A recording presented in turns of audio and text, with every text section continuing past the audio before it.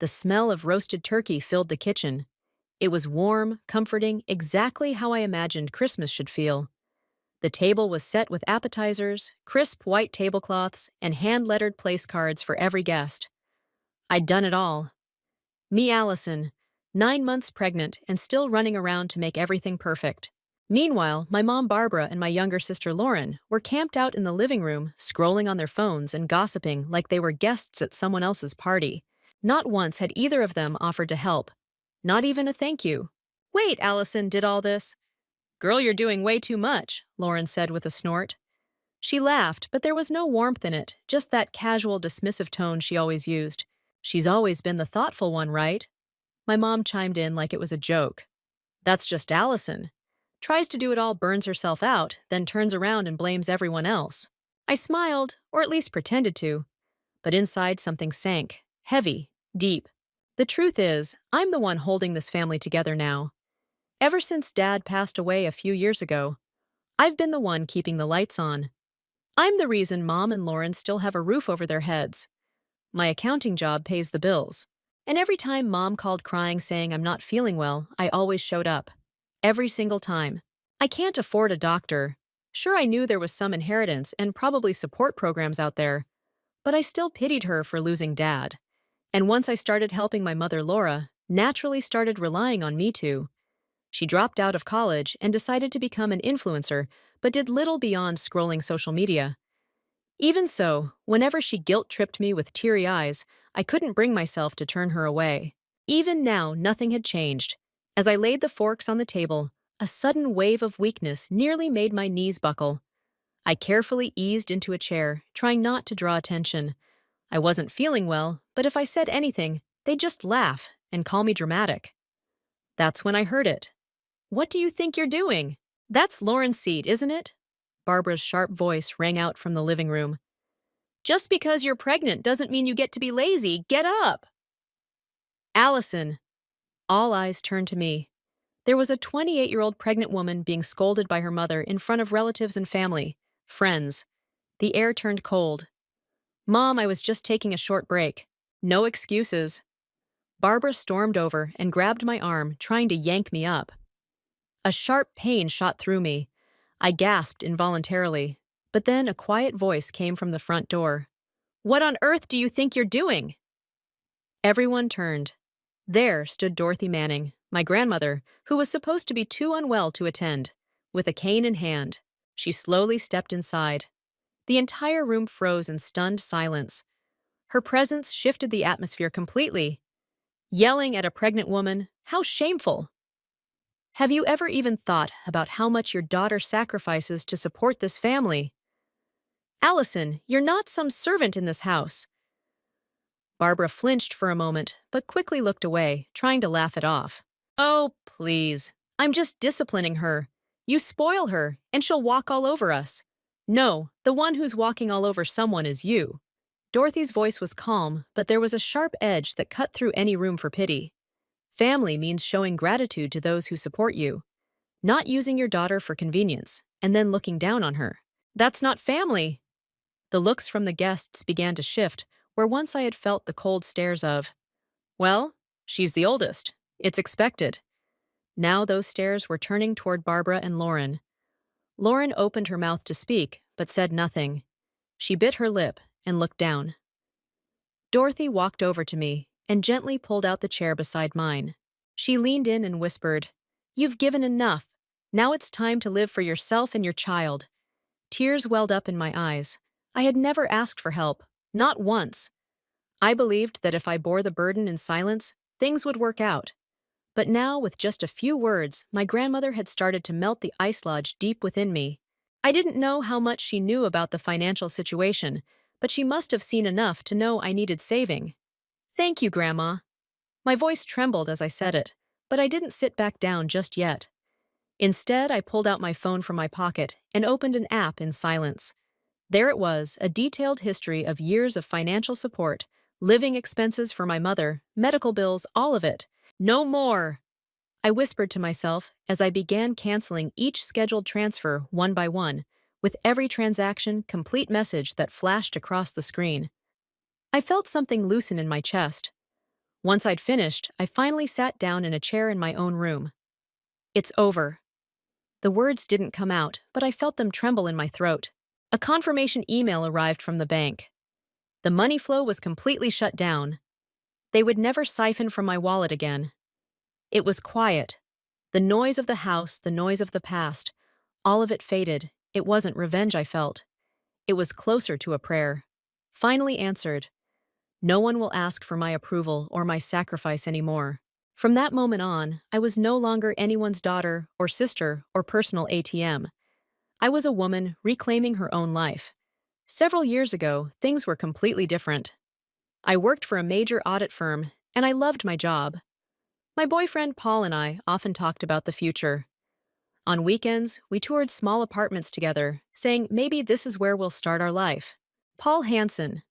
I was just 24, then still chasing dreams of a career and a family. Paul was the opposite of me. Outgoing, sociable, full of charm.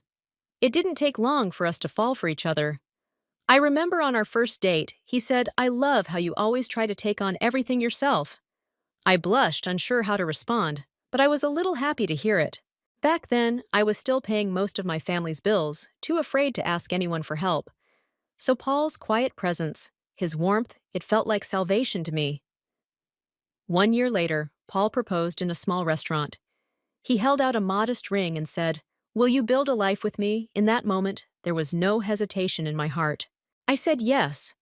And as he pulled me into his arms, I could clearly see the outline of a happy future. But my family wouldn't allow it. From the start, my mother Barbara was against it. Does that guy even have any chance of a decent career? Their interference was exhausting. But the real problem wasn't my family. I had a dream of my own. A dream I wasn't ready to give up. Paul kept saying, "I don't care what your family thinks or how busy you are with work. I'm on your side. We can build everything from scratch." But even his kindness began to feel like a burden. One day, I told him quietly, "I'm sorry. I've thought about it a lot, and I think I need to focus on my career right now." Paul was silent for a moment, then simply replied, "Okay." No anger, no sadness, just a gentle smile. Even his kindness couldn't sway the resolve I had built. I never stopped liking Paul. In fact, part of me still wished him happiness. But back then, I wanted to choose a life I built for myself, not one where someone else sheltered me. 3 months after the proposal, we gradually drifted apart, and eventually we ended things. Paul would never have been happy with someone like me, who only wanted to focus on her work. After the breakup, I buried myself in my career like I was locking away my emotions. I was in the office by 7 a.m. every morning, working late into the night, drowning in spreadsheets and deadlines. I got promoted. I became the head of the client management team faster than any of my peers, and my performance was stellar. But once I came home, reality waited for me. Mom's hospital bill went up again. "You make the most money, Allison. It's only fair, right?" At first, I thought of it as temporary support, but slowly the entire household grew dependent on me. Lauren, who had dropped out of college, made a bit of money posting videos, but she never contributed to the household. Then came the breaking point. "We're thinking of moving in with you." Barbara dropped that on me the day after I signed a lease for my long-awaited new apartment.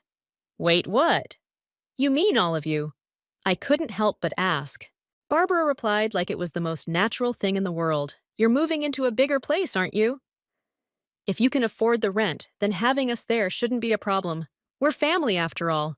Besides, you won't be able to raise that baby on your own, will you?" Something inside me cracked when I heard those words before I could respond. Lauren jumped in. "Yay!" I called dibs on the loft room before I could even open my mouth. The dream I had fought so hard for was being rewritten into their new base of operations. From then on, my life was a series of compromises. Cleaning up after dinner, managing the finances. Everything was pushed onto me with just one phrase. "You're the eldest, aren't you?" They would say we're grateful, but the gratitude was shallow. The exploitation constant. I covered Mom's medical bills and living expenses on paper. She was listed as a senior citizen living alone. In reality, I was living with her, supporting her. The reason we kept it separate was because Barbara knew she'd get more aid that way. Every document was carefully filed to maintain that illusion, and if I spoke up, I risked being accused of coercing my own family into dependence. I was fully aware of the contradictions, and I began to quietly plan my escape. I knew I couldn't go on like this. Now I'm 9 months pregnant. After the wedding plans with Paul fell through, I found out I was expecting. I gave in to Barbara's voice, saying you can't raise a baby on your own, and let myself be bound to this house once again that day as well. I looked at my swollen belly in the mirror and silently tried to push myself forward. Is this really okay? Is this the life I want? No one could answer that question for me. The only one who could was me. That night, even after I went back to my room, I couldn't sleep. I sat in front of the vanity, staring blankly into the dark mirror. My body ached. My belly felt tight. My feet were swollen. My back was sore, but the worst pain was in my heart. Lauren's careless laughter, Barbara's cold expression. In that moment, I realized clearly and painfully that I wasn't truly needed as family. My eyes burned, but I didn't want to cry. I wouldn't shed another tear for them. A few unread messages from Wendy lit up my phone on the nightstand. How are you holding up? Don't push yourself too hard. Call me if you need anything, okay? The tension in my shoulders eased for the first time in weeks, and then a small movement stirred in my belly. Oh, I gasped softly and gently placed a hand on it. For this child, I have to stand up. I need to go somewhere where no one looks down on me, where I'm not ruled by fear or control. The resolve settled quietly but firmly. The morning after the party, an odd silence hung over the Reynolds household. Barbara had posted a video of last night on TikTok. The title read, "A Mother's Lament, Abandoned by Her Daughter on Christmas." The video showed my mother sitting alone in the corner of the room, crafted like a tragic heroine in some scripted drama. I wondered what people would think when they saw this. Anyone who watched that one-sided video would no doubt blame the daughter.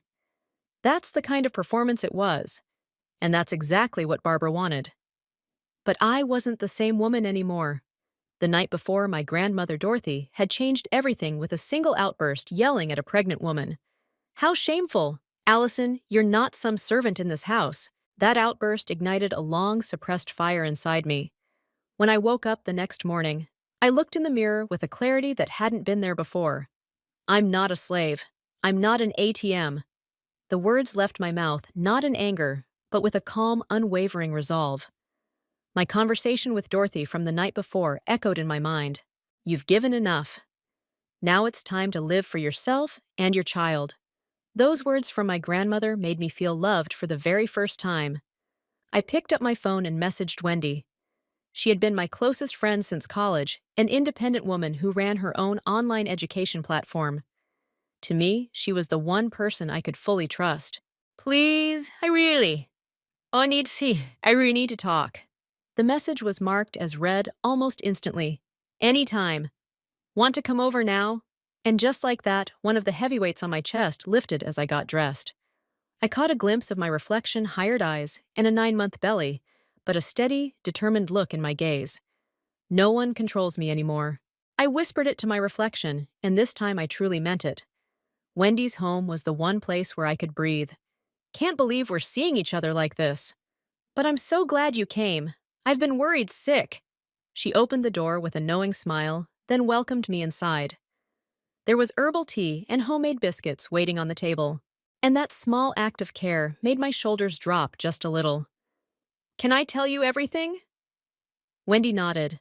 That was all the permission I needed, and I told her everything I had never dared say out loud. Now I paid all the bills, covered my mother's hospital fees, paid for my sister's tuition. How Barbara and Lauren leaned on me silently, demanding, never asking how. I couldn't say yes to Paul. Not because I didn't love him, but because I was too trapped. How the word family had become an excuse for exploitation. Wendy didn't interrupt once. She simply held my hand and listened. By the time I finished, tears spilled down my cheeks. I'm not wrong, am I? No, you're not wrong. In fact, I'm amazed you held on this long. You're not alone anymore. Her words soaked into my heart like rain falling on parched ground. Later that day, Wendy introduced me to a friend of hers, a lawyer well-versed in family and financial law. Together, we calmly went over everything documents evidence and how to apply for the support I deserved. This isn't just an emotional matter. You've been mistreated economically, legally. We'll make this right. I nodded. It wasn't about vengeance anymore. It was about reclaiming the life I should have always had. That night, I lay down on Wendy's couch and gently rested a hand on my belly. I want to be the kind of mother this child can be proud of. That quiet but unshakable resolve burned inside me. The next morning, sunlight peeked through the curtains, brushing softly against my face. But there was no peace in my expression. Even after a few days at Wendy's, my mind never stopped racing. Even with the baby's movements reminding me of the life I carried, I couldn't fully rest. The humiliation at the party, Barbara and Lauren's cold stares, Dorothy's piercing words, and the slow collapse of my life's foundation. Everything circled through my thoughts like a storm. I knew I had made the right choice. But the years of learned self-sacrifice fought hard against my newfound freedom. When I left that house with nothing but a small bag in hand, my legs trembled slightly. But I couldn't let anyone see that I can't breathe. By the time I reached the bottom of the long staircase, I was already out of breath. My body was heavy. I could feel the baby shifting, trying to find space. "I'm sorry, sweetheart. Just a little longer." "Okay?" I whispered it, in my mind, taking one step at a time. The walk to the station had never felt so long. Even though I tied my sneakers tight, they felt loose somehow. And worst of all, people's stares felt ice cold. No one was going to help me. That truth cut deep. By the time I reached Wendy Station, my body felt like lead. But when I rang her doorbell, I was standing when I heard her voice. "Welcome back." Tears silently traced down my cheeks. There was someone who would welcome me. I told myself I'm going to be okay. When I opened my laptop, the video was still up. The one Barbara had posted on TikTok the day after the Christmas party. A mother's lament abandoned by her daughter on Christmas. There she was on the screen, sitting dramatically in the corner, like a tragic character from a stage play. I didn't want to trouble my pregnant daughter, so I kept my distance. Even if people misunderstand me, that's okay. I did it for her. The stage sniffles, the carefully chosen lighting, the on-screen captions, highlighting my mother's tears. One by one, comments began flooding in. So moving. How could her daughter be so cruel? If you can't even love your own mother, how can you be a mother yourself? The video quickly surpassed 100,000 views. Donations, unsolicited but sympathetic, began pouring in. "This is a lie," I whispered to myself. I opened file after file with steady fingers.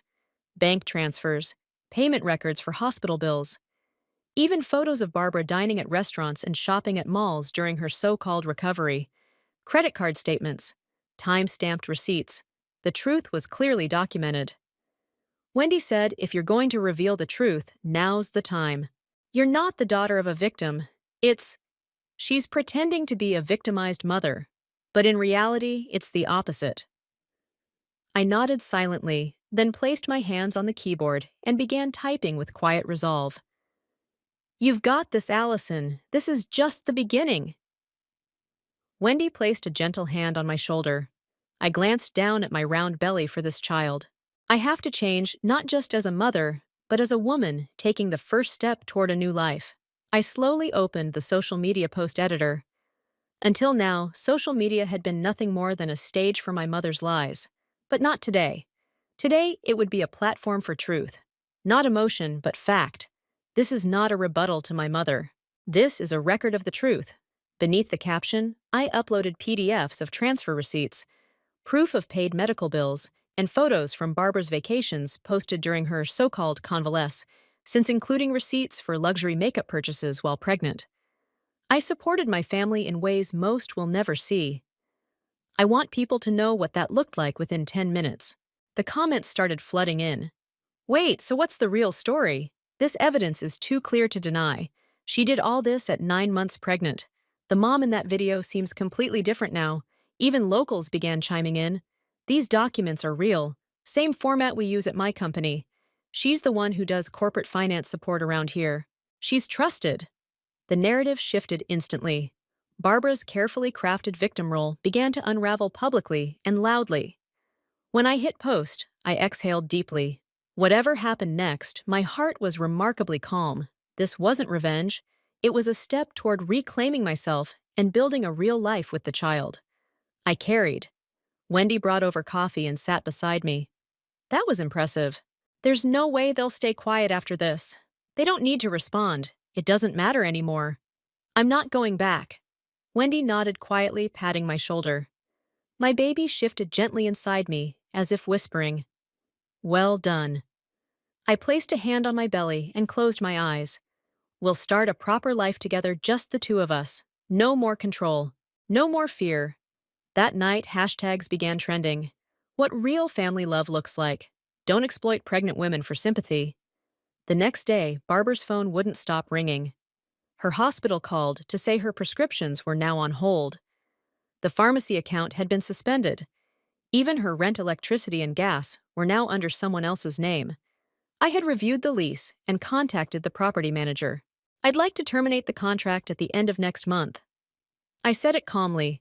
When all the logistics were in place, Wendy helped me move into a new home. It was time to start fresh with my baby. A few days later, Barbara and Lauren learned about it. Not from me, but from the property manager. The lease ends next month. For the first time, they realized how precarious their situation really was. They scrambled to reach me, but by then I changed my number and email. There was no direct line to me anymore. Faced with the reality of losing their home, Barbara yelled in frustration. Lauren, through tears, whispered, "How did it come to this?" But this was my quiet answer to the years I had spent shouldering a life that never belonged to me. Everything in their lives came to a halt. Their inquiries to local offices led nowhere. Then one day they received a formal notice. All previous support has been terminated.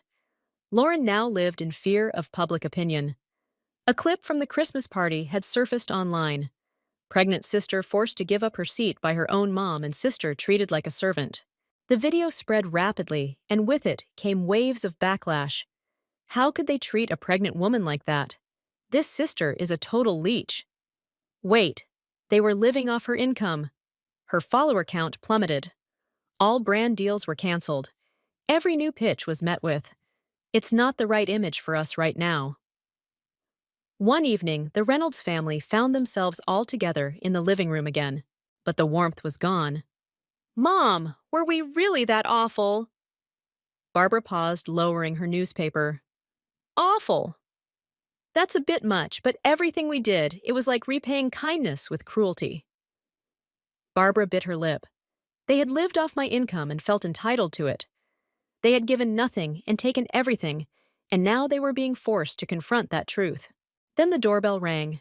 It was a delivery. Inside the box was a simple card and a letter. "To whom it may concern. I'm spending quiet days with my son in our new home.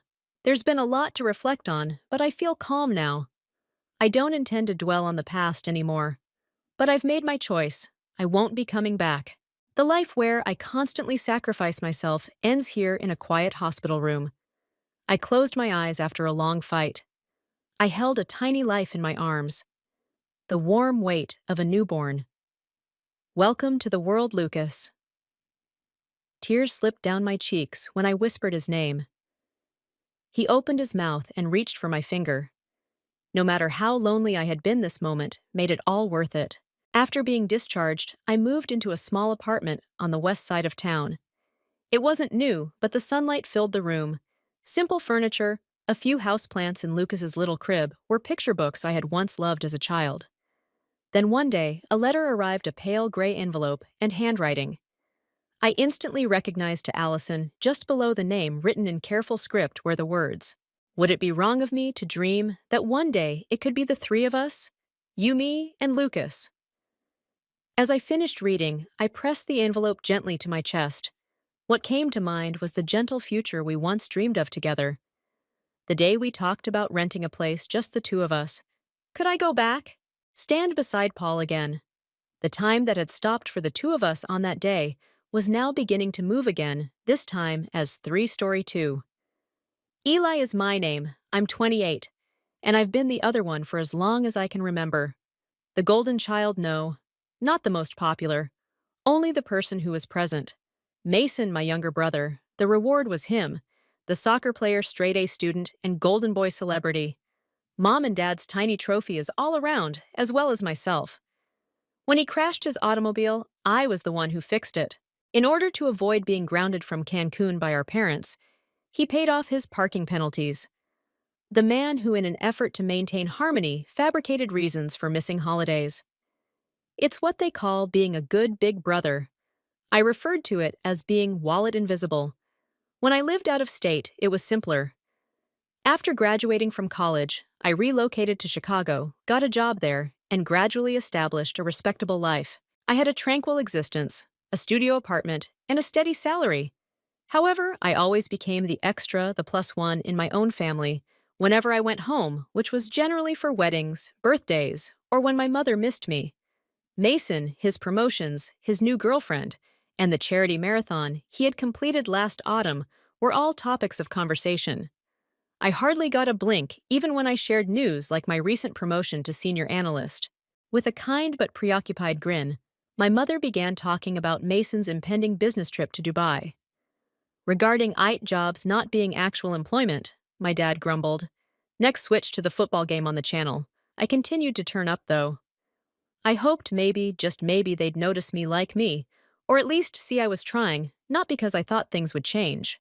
Every Christmas, I sent them presents, and when things became hard during COVID, I helped them pay off a portion of their mortgage.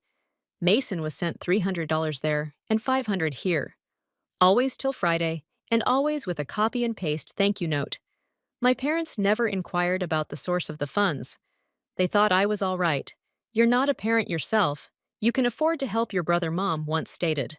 My dad's 60th birthday then arrived. It was a cookout in the backyard. Just relatives, neighbors, and inexpensive paper plates piled high with hamburgers. Nothing fancy. I spent half of Friday night assisting Mom with hanging decorations after flying in for the weekend. When she saw that the cake she had bought was too little, she even paid for it. When Saturday finally arrived, the house was full by midday.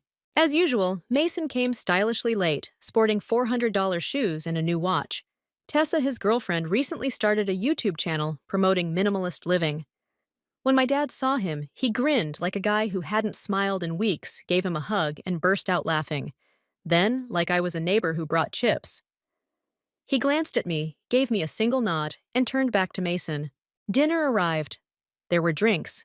In the superficial manner that families do when there is unresolved tension hidden behind decades of quiet, they gathered around the bonfire, sharing tales and making fun of one another. It happened at that moment. I was asked what I've been working on by someone who may have been my cousin Jake after a few too many beers. I informed them about a shipping company's new security system that I assisted in designing. How, every month, it was saving them hundreds of dollars. Mason interrupted the conversation after only a minute discussing a deal he had concluded the previous week. My father smiled and gave him a pat on the back. He smiled and added, "That's what I'm talking about." "That's how you actually change things," I chuckled. Not with happiness, but with the numb, resentful incredulity that descends when you know you'll never measure up. I remarked, "I guess all I'm good for is paying the bills." With his drink in hand, my dad stated it loudly enough for everyone on the terrace to hear. "Eli, you've always been a waste. The one who matters most is your brother." The world continued to revolve. No one screamed in terror or dropped their drinks. A few folks chuckled uncomfortably. It was too late for Mom to silence him. Not because I was shocked, but because he finally stated it aloud. My stomach fell. I didn't cause any trouble. Unlike in the movies, I didn't shout storm off or throw a drink. After standing there for a moment and gently nodding, I went inside, picked up my bag, made reservations for an early flight back to Chicago, and departed. Not a word. No farewells, nothing but quiet. The next few days were strangely quiet. No phone calls, messages, or phony check-ins. Or, are you attempting to play neutral as a relative? I returned to my work, concentrating on myself.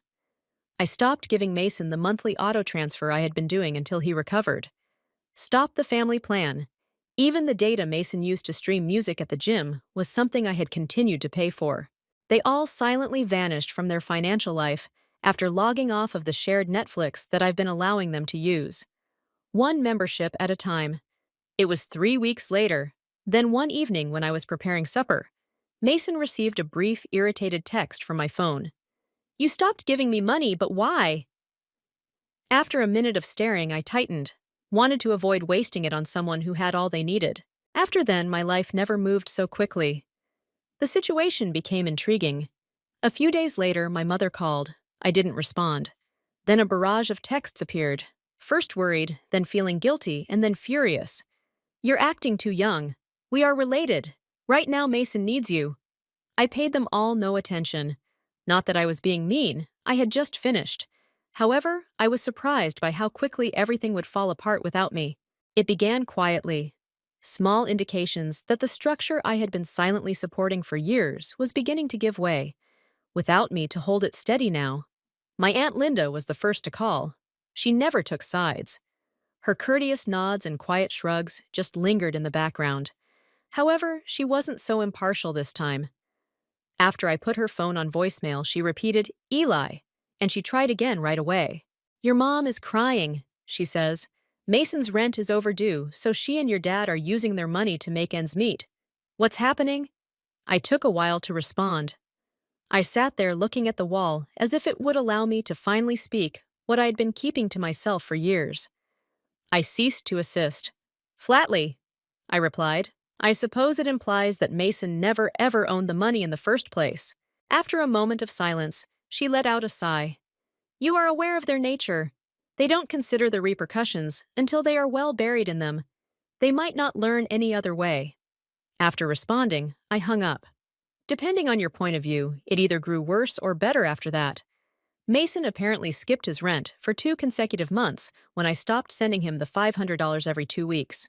The bills from his credit cards began piling up. When his Venmo began to bounce, Tessa, who views hard labor as editing her own thumbnails, left. "Leaving a Toxic Relationship" is the title of the heartbreaking breakup video she shared. My reality received more views than all of her earlier posts put together.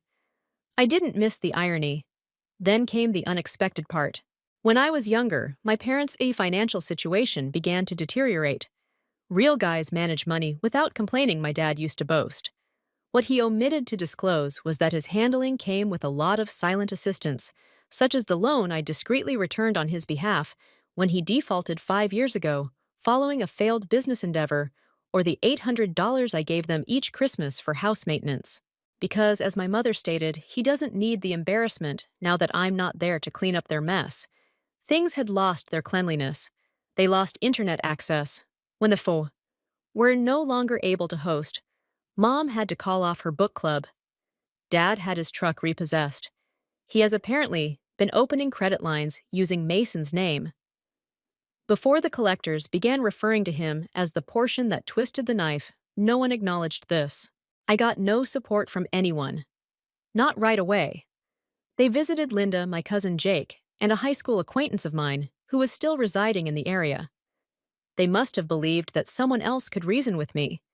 Using LinkedIn, one of them even attempted to guilt me. LinkedIn.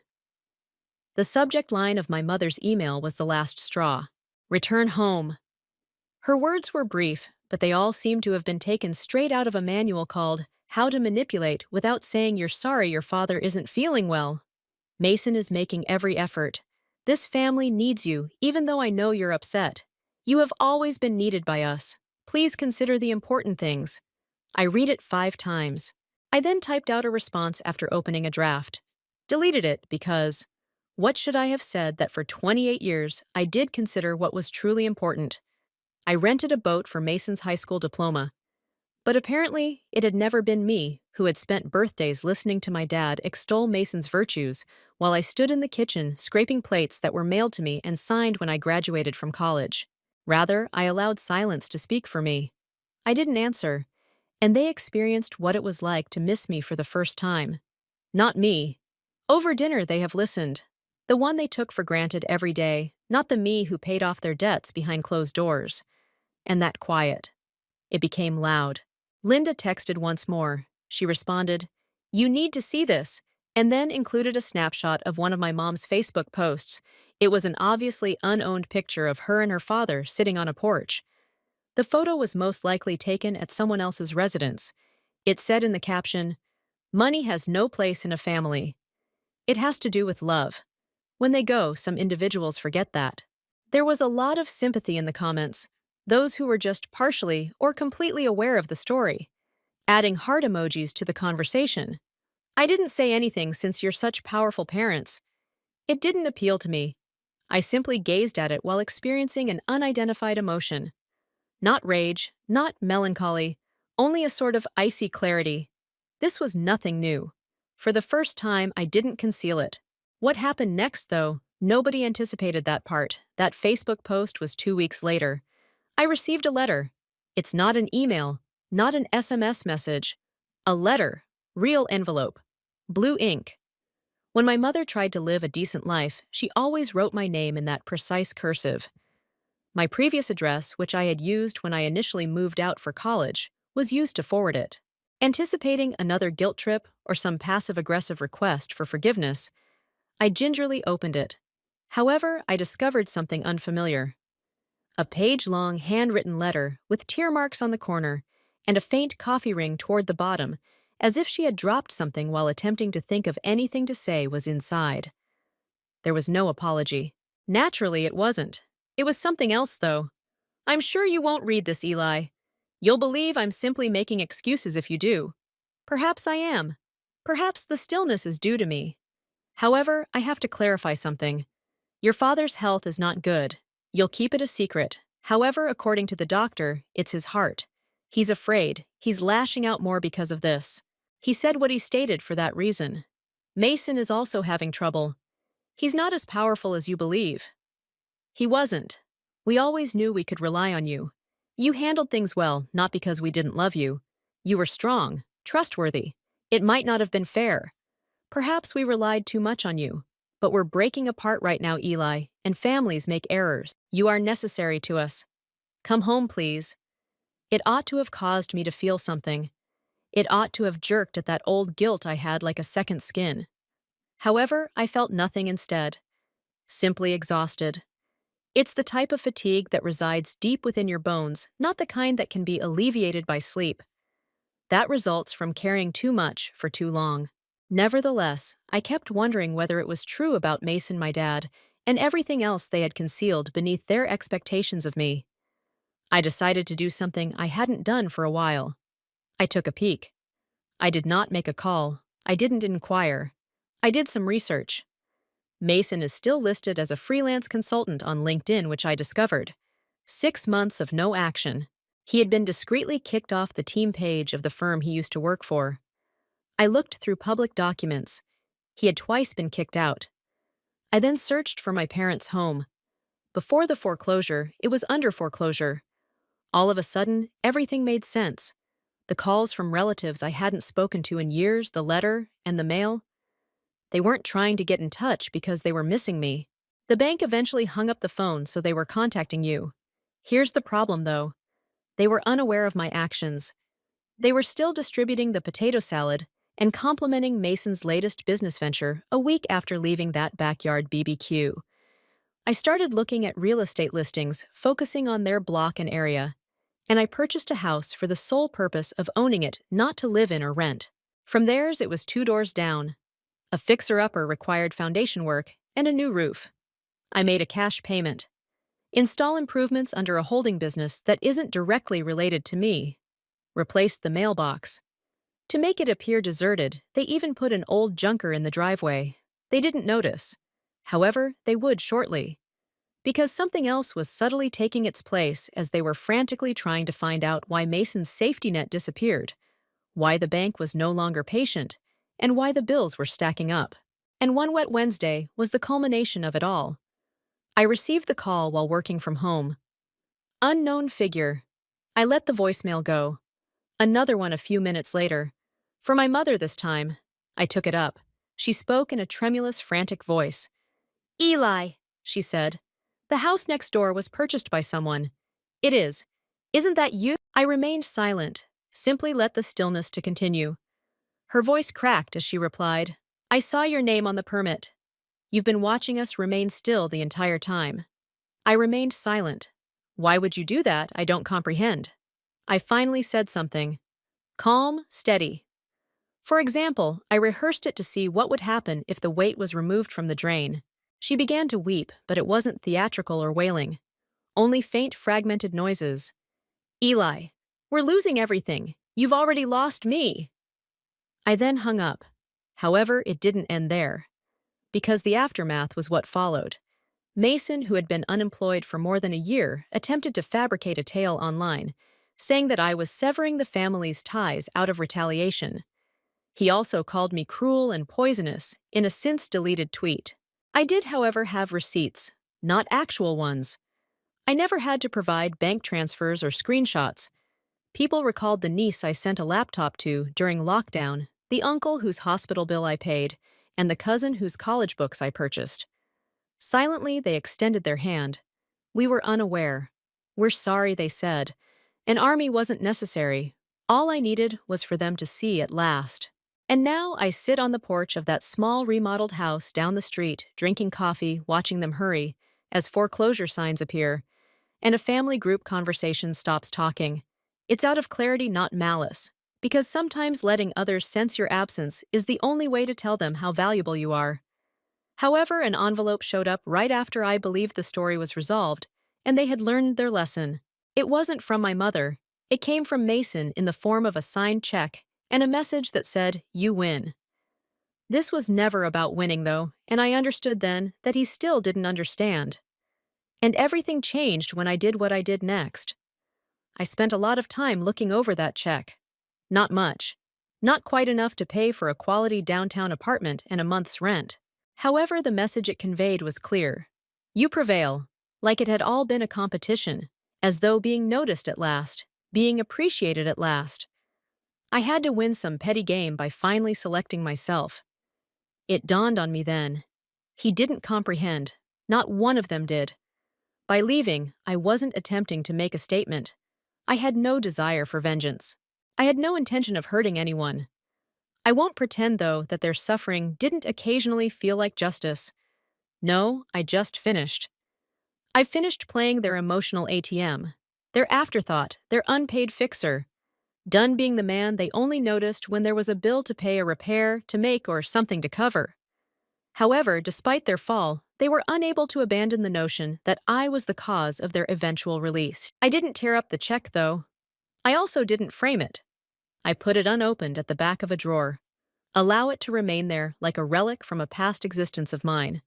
Then I did something they didn't anticipate. I went on. The house adjacent to theirs was sold by me.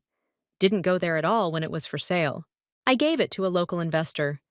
As of the last time I heard, he intended to demolish it and construct a new structure.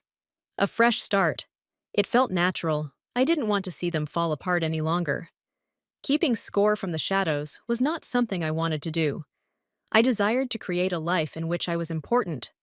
Not because I was reliable or helpful, but just because I was here. I thus began to say yes to activities that I had previously put off. I made travel arrangements to Iceland. No itinerary, just myself and a camera. I was sick of lonely dinners and microwave meals, so I enrolled in culinary lessons. When coworkers urged me to join a local hiking club, I used to scoff, wondering why I would squander a Saturday morning with strangers. However, I now participate in the group. Strangers might end up being better than relatives, it turns out. A few of them did. I met Danny a few months into this new routine. She was frank, intelligent, and had a way of pointing out when others were trying to undersell themselves. She saw that I always started my introductions with my work title. She often reminded me that you are not your work. Coffee. Unless you'd like to, but living in that box is quite little. We began leisurely coffee walks and late-night phone conversations that dissolved into the quiet of the early dawn. And I didn't feel like I needed to show anything to get someone's love for the first time in years. I didn't need to finance the aspirations of others. Want to have Danny welcomed to their table? I simply was. One night, about a year after I abandoned my family, someone called me. Blocked phone number. I let it to ring. My dad was followed by a voicemail. He spoke more slowly and hoarsely than I recalled. He sounded tiny. Eli, I'm not sure if this number is still active. What I'm attempting to communicate is beyond me. I simply, You are missed. Your mother also does in Mason. He's working things out, but I'm not. Son, I was mistaken. For a long time I was mistaken, and I am aware that it might not matter whether I say that now. But I'll be here if you ever want to chat. I refrained from crying. I also didn't smile. I simply sat there with the phone listening to a guy who had measured usefulness and love for his whole life, only to discover that silence was the price he paid for his pride. I didn't return the call. Then no. After a week, I waited for 2. Then one Sunday, Danny and I were at our new apartment folding laundry, our flat. I think I might write him, I remarked.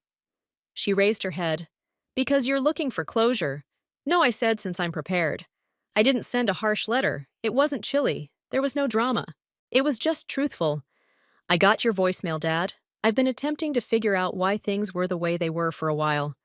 My purpose in writing is not to instill shame in you. I only wanted to let you know that I had to go. I wanted time to discover who I was apart from what you all thought I should be. I never was the drain, and I'm not now. I will not return to make amends. However, I'm open to speaking on my terms. Here's my number if you're game. Instead of waiting by the phone, I mailed it. I didn't wait for an answer. False hope was not something I allowed. I created something distinct and substantial. To proceed, I didn't require their apologies, but I would listen to it if they offered. Weeks went by. Then one night, I received an SMS from an unidentified number. Thank you. I'll accept this chance, even if I don't deserve it. A few days later, we had lunch together, me and him alone. No sweeping redemption arcs, no announcements. 2 individuals, each broken in their own way, attempting to converse while seated across from one another. He inquired about Danny, my life, and my job. He even said her name as if it were important, not as a stand-in for a life he believed I ought to lead. I really messed up, he finally confessed. I gave a nod. Yes, you did. He simply nodded back without flinching. He said, I'm trying to be better. It's not too late, even if it is. It's simply not the same path anymore, I remarked. For me, healing looked like that. Not a bell-wrapped forgiveness, constructing something new rather than returning to the previous state of affairs. Something more robust, slower, and smaller. We didn't speak for a time about Mason. He got a stable job, something stable I heard through the grapevine. No more get-rich schemes, no more company ideas. Simply put work. Actual labor. Finally, he reached out. Not with a request, only a message. All those years I didn't know what I was asking of you. Now I do. I apologize for my delayed response. Upon doing so, I simply wrote, I think you're real. One step at a time is what we should do. And we did. That was today 2 years ago.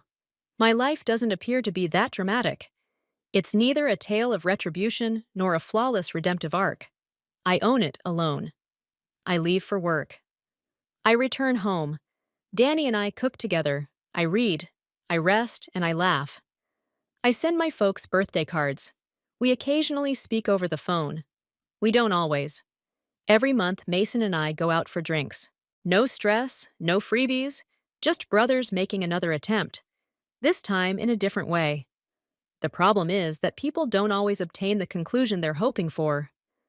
They will, however, receive the conclusion they require if they fight for it, leave when the suffering becomes unbearable, and put tranquility before duty. And I did. I am not the drain for that reason. The home stood as long as it did because of me. And now, at last, my own life does so because of me. Story 3. Before our wedding, I revealed my worst secret to my fiancé, and he disappeared for days. My folks then accused him of delaying our wedding until I had to make the admission over Thanksgiving. I haven't heard from him since this incident a week ago. I tried contacting him, messaging him, and visiting his sister's house and apartment. I am unable to locate him. I'm also hearing from everyone that they haven't heard from him. Everyone to lie to me, with the exception of his brother, who clearly did not receive the memo as everyone else did. In fact, he informed me that Greg, not his real name, does not wish to see or communicate with me. An overview of how we arrived at this point. At a religious event 3 years ago, we first met. Yes, I am aware that Reddit despises religion, but that's just the way it is. I actually don't talk to any males, other than briefly if I can get away with it, since I've had a really difficult existence with men. But I was listening to Greg talk to a crowd about a book I had recently finished reading. I listened to him while I stood there. The gathering lingered for a while after he finished speaking, and I quizzed him on the book. He responded to each one, and my attraction to him grew as he spoke more. It may not seem like much, but this was the first time since high school that I had a genuine attraction to a man. A difficult event, as I mentioned. However, let's just say that I became associated with a really nasty crowd after graduating from high school. I started doing drugs, and when I was 19, my family booted me out after they had taken all they could. This is not their fault. I stole from them, by the way, to support my drug addiction. They made several attempts to assist me, but when I took a substantial amount of money from them and used it to purchase heroin, they were able to live comfortably and couch surf from friend home to friend house for almost 6 weeks. Still an addict, though. I was also caught stealing from them. Sincerely, I spent a few days living on a park bench during my 2 weeks of homelessness. I made the decision to begin stripping and all of its associated activities. Stated differently, I was doing private dances and parties, and sure, it soon evolved into merely getting paid for sex. Since I was either high or working to get high anytime I wasn't working, I honestly don't even recall much of that period of time. For a few years, I did this. I overdosed on my 23rd birthday. I had on several occasions, but not until I was no longer breathing. By performing cardiopulmonary resuscitation and bringing me to safety, the paramedics genuinely saved my life. During my 3 days on a ventilator in the intensive care unit, I experienced many seizures. A pastor visited me in the intensive care unit. He was only a pastor who visited patients and their families. He approached me and told me that there is a greater purpose to life. I won't bore you with the rest of what he said. Needless to say, I'm not sure if it was God, him, or my frustration with my life. But I was very impacted by it. I also requested them to assist me stop using all of the medications when I left the intensive care unit. It was successful. Since the day I departed, I have maintained my sobriety, and I have never once felt the need to return to that state. At first, it was difficult, but each day improved. I got a job. After I got back in touch with my family, I met Greg. Not even in high school had I experienced love. However, I fell deeply in love with him on our 1-year anniversary after only a few dates. With the understanding that the wedding would take place a year from now, he proposed to me. I gladly accepted, and I've never had a better time. Every day, I could feel the warmth of his affection. After that, though, my parents and I began planning our wedding. I told them not to pay, but they still wanted to. And what did Greg know about my background one day when we were conversing? Did they have a purpose? Was he aware of the drugs? My parents are not quite aware of how far I've fallen. The medications were already terrible. My mother advised me to keep the fact that I had changed to myself a secret if Greg had never inquired. Furthermore, the past ought to remain in the past. But my dad stated something that at the time made real logic. Now, though, I kind of regret listening to him. I was still a part of who I am, he added, despite the fact that I had altered. And concealing the past is actually the same as lying. Greg wouldn't give a damn about the past if he truly loved me. However, he might not be as understanding if he ever learned about it on his own, or in another way, since he would think it was a deception. I decided to tell him everything last weekend after gathering all the bravery I could. He is aware of something that my parents are unaware of, and I feel deeply deceived today. He assumed I was kidding at first, but when I told him I wasn't, he kind of fell silent. He went on to tell me that he valued the candor. He wanted time to reflect since he was unsure of his feelings. It's been a week since then. I simply texted him a few times to let him know that I still loved him, to check in with him, and to ask if he had any concerns. I let him go until Saturday. He never got back to me, and I haven't heard from him in a week. I'm at a loss on what to do. Since we first met, he has been my pillar of support. He has helped me get back up when I've been down, when I've been depressed. I've laughed because of him. I sincerely hope I haven't caused him any harm. That, in my opinion, would be the worst scenario. Although I am aware that my previous life was repulsive, it has been 6 years since I left it, and I was in a different city, in fact, a different state. Therefore, my former life cannot return to see me here. No one is going to look for me because I didn't form any ties or friendships throughout that period. Would someone kindly let me know what I may say or do to make him happy? I genuinely adore him and would stop at nothing to put things right. Edit, we're going to take a half-hour emotional respite. He replied he also needed it when I asked for it. We had spent the entire day conversing at my house. I won't tell lies. It hasn't been easy. I have shed more tears today than I have in my whole life. However, at his wish, we are no longer engaged, but we are still together and conversing. By the way, not all of the tears have been depressing ones. He has also been quite forthcoming about his history, and I found it heartwarming that he felt obliged to do so when he didn't have to. I'll attempt to provide a comprehensive report later tonight, but I'm not sure whether anyone is interested. However, I sincerely appreciate all of your encouraging remarks. You have no idea how much it has aided me. Update 1. I should have clarified the post's title because he did not ghost me. He did contact me, and we met for a few hours on Sunday. His family did not tell lies on his behalf, and he had no intention of ghosting me. In fact, his brother approached me and apologized for how he handled my phone call before we had opportunity to speak at church. He claimed that it was obvious to him that he did not share his brother's need for solitude. I took that to indicate that he was unwilling to speak with me. Since he went away for a week and instructed them to only call him in case of emergency, the rest of his family was unaware of any serious issues and was unaware of his whereabouts. They had no idea, but they obviously realized something was wrong. Miscommunication, and to be honest, my own impatience and anxiousness were the main causes of the ghosting. After apologizing for it, we both went on. In any case, we met in the church for the morning service. I arrived first and took our customary seat, and he arrived right before the service began. However, he approached and took a seat next to me, and as the service began, we exchanged a brief grin. On the inside, I was dying. People were conversing with trembling hands after the service. At this point, his brother approached me to apologize, but he slipped away and spoke to a few other individuals throughout our conversation. Whatever the case, I suspect this was prearranged. I nearly broke down when he asked how I was when he returned, but I managed to keep my composure and said that I was okay even though I was clearly crying while we were speaking. If he was going to end our relationship, I wanted it to be over with, so I could go home and begin the mourning process. That's why he asked if I wanted to discuss now or later. I just said, I'm ready. All I could think of was my apartment, so I didn't have to drive when it was all done. He said he really wanted to discuss somewhere private and asked where I would want to go. He indicated that he truly wanted this to be cordial when he stepped inside after following me home. Not encouraging. I was already a ton of anxiety by now. I suddenly blurted out, "Will you abandon me?" I'm obviously sobbing as I write this. I genuinely believed that this was a done deal. So his following words gave me a lot of optimism. He added that what I said to him that day, and how much I could put up with from him, will determine a lot of what happened in the future.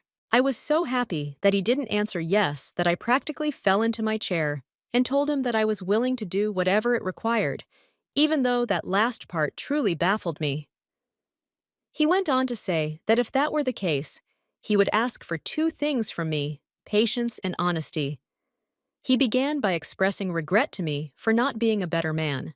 When he said that the floodgates opened and it was all I could handle, I essentially dumped this amazing man after lying to him. One of the worst things you could ever say to a prospective spouse is probably something I can only envision from a man's perspective. He was also expressing regret to me. I had to give him a hug and urge him not to say sorry. I sobbed for a few minutes while he held me, but I eventually forced myself to listen to him. I had a terrible week, he said. He said that he had to confront many of his own biases, jealousies, and fears. He said that he discovered something about himself that he did not like. He was quite protective and had a jealous streak, but he was unaware of this until I told him my experience. He went into great detail about it, but I won't get into that since it was very personal, and well, this is already going to be a book. After that, he asked me whether I could put up with him making some really personal remarks and asking some very pointed questions. He asked the following questions after I reiterated that I would stop at nothing to achieve my goal. Did I always wear protection too? Did I engage in any sexual activity with someone in the city where we currently reside? 3. How many individuals did I have sex with, and did I know 4? Have I ever had a sexually transmitted illness test? If yes, when was it last? And did I document it? 5. Will I be subjected to repeated testing in the future? 6. Have I ever had sex with someone who wasn't a client? 7. What kinds of substances did I consume? 8. How recently have I used drugs? 9. Since this occurrence, do I have the urge or want to use drugs or any other substance? 10. How can I promise him that I won't use drugs again in the future? 11. Do I love having sex, and does it have any true significance for me? Or am I simply doing it to stay near him? Now 12. What was the amount of money I stole? 13. Have I returned the money? 14. Have I ever stolen cash or anything else that wasn't related to drugs? 15. How am I going to promise him that I would never take from him again? I answered all of his questions honestly, although it took me many hours since I had to pause frequently to gather my thoughts. He frequently apologized for asking and said that I didn't have to answer them if I didn't want to, but he stated that he had to know everything or he wouldn't be able to. After outlining his worries, he asked whether I was truly interested in working with him on them and that he would respect my decision if I wasn't. If I didn't want this, I wouldn't be here, I said. His worries were therefore as follows.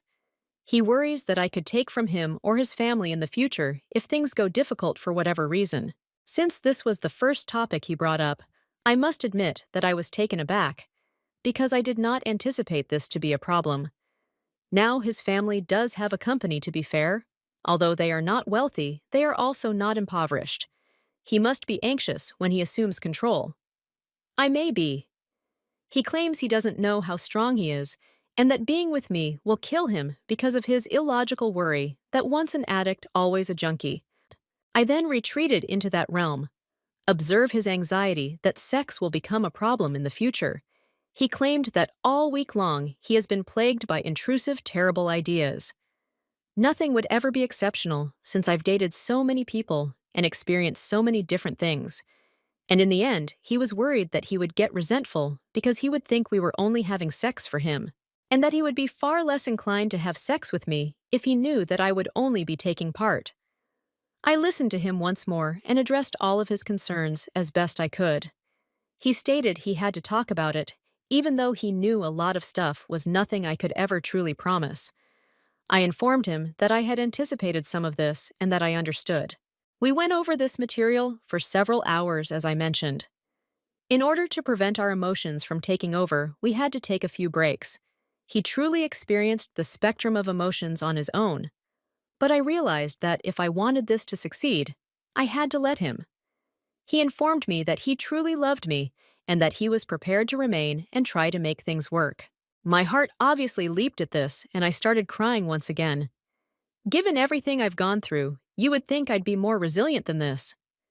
However, he expressed his disapproval of the planned wedding and stated that, honestly, he would like to call it quits on our engagement and continue dating.